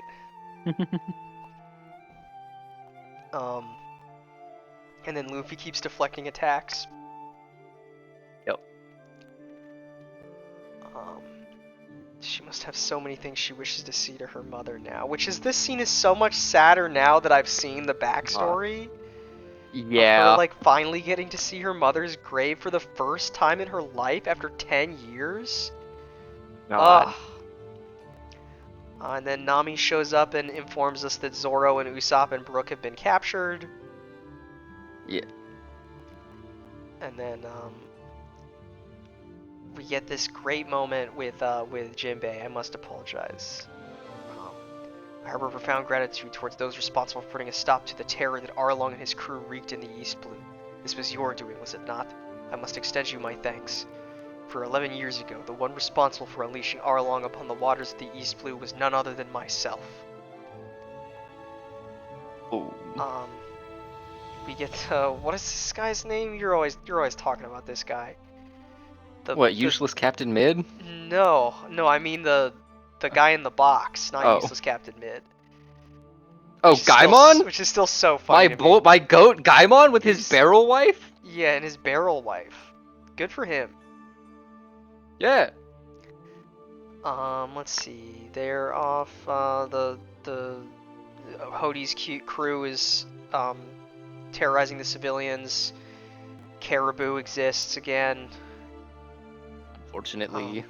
And then we get this moment. I don't know. I'm mixed on this moment. I like that Sanji is so insistent on like, if this Jinbei guy really did like unleash Arlong and is responsible for Arlong, then this guy's our enemy because Arlong made Nami's life a living hell. And I like that there is a member of the crew who is willing to be like, if this guy is responsible for what Nami went through, then we're kicking his ass.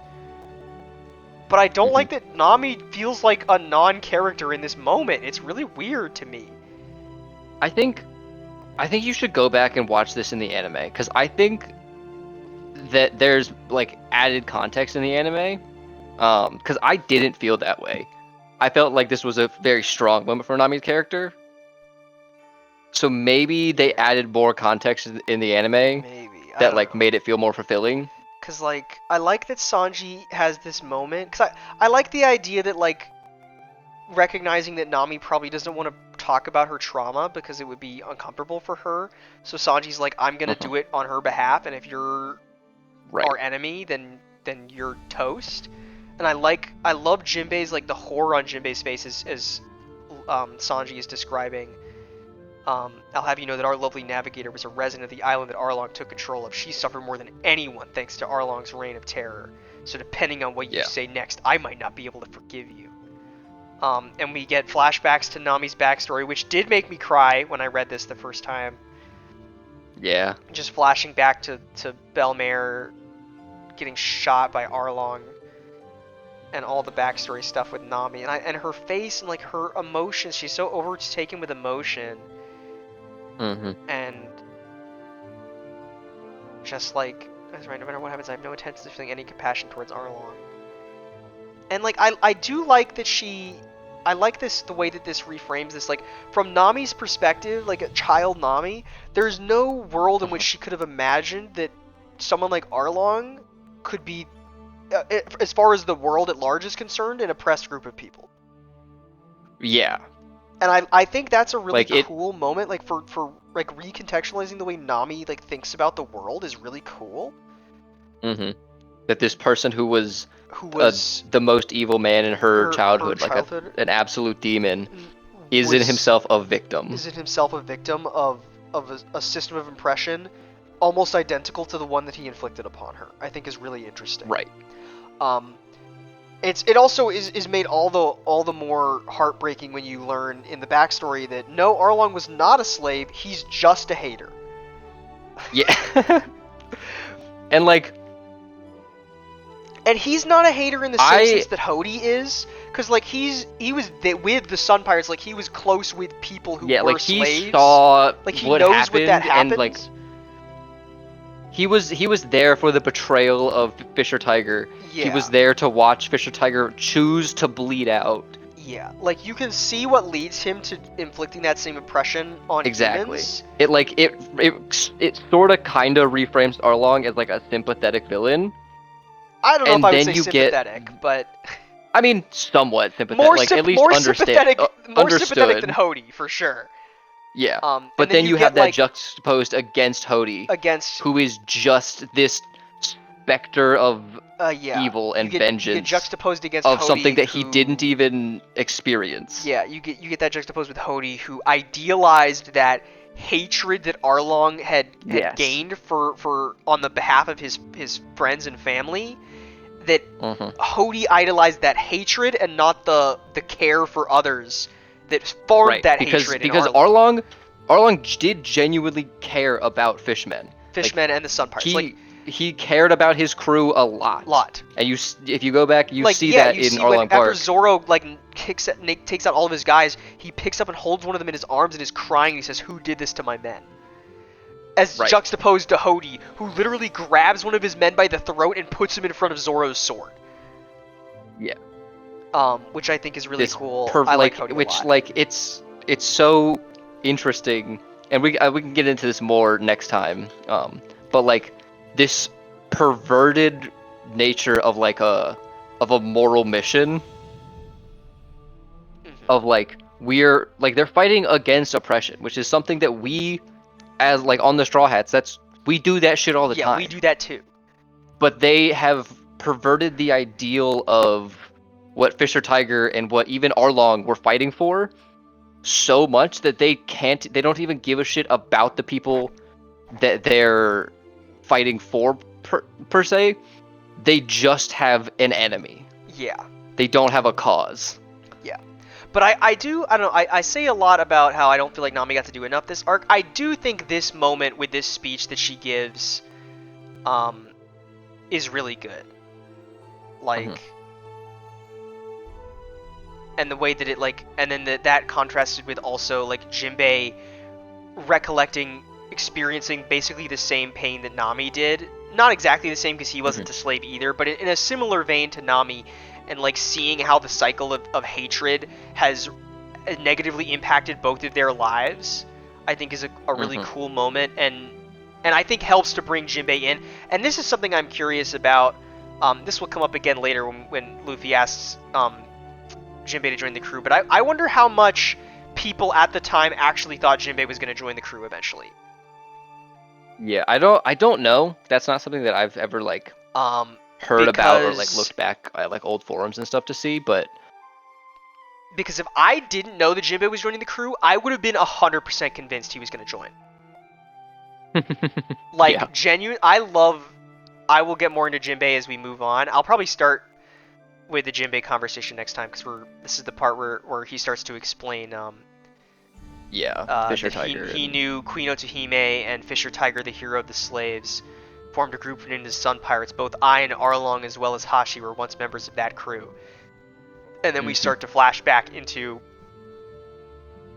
the Otohime and Fisher Tiger backstory. I did. Young Arlong has such a sick design. A young Arlong has some Fishman swag. You know what I'm saying? Yeah, exactly. Also, low-key, I like young Jinbei too. Yeah, with the fucking like the frosted tips. His frosted tips. He's got some Fishman swag on him too. But I really like this arc a lot. I like the way that it handles the cycle of hatred and revenge. I think that Oda does a really good job in this arc of exploring themes of racism without ruining the allegory by making one of the races physically, because like obviously the Fishmen are physically more powerful than humans are, Right. And in a lot of stories, it's very easy to mess up the race allegory by making one of them like more powerful or like a genuine physical threat.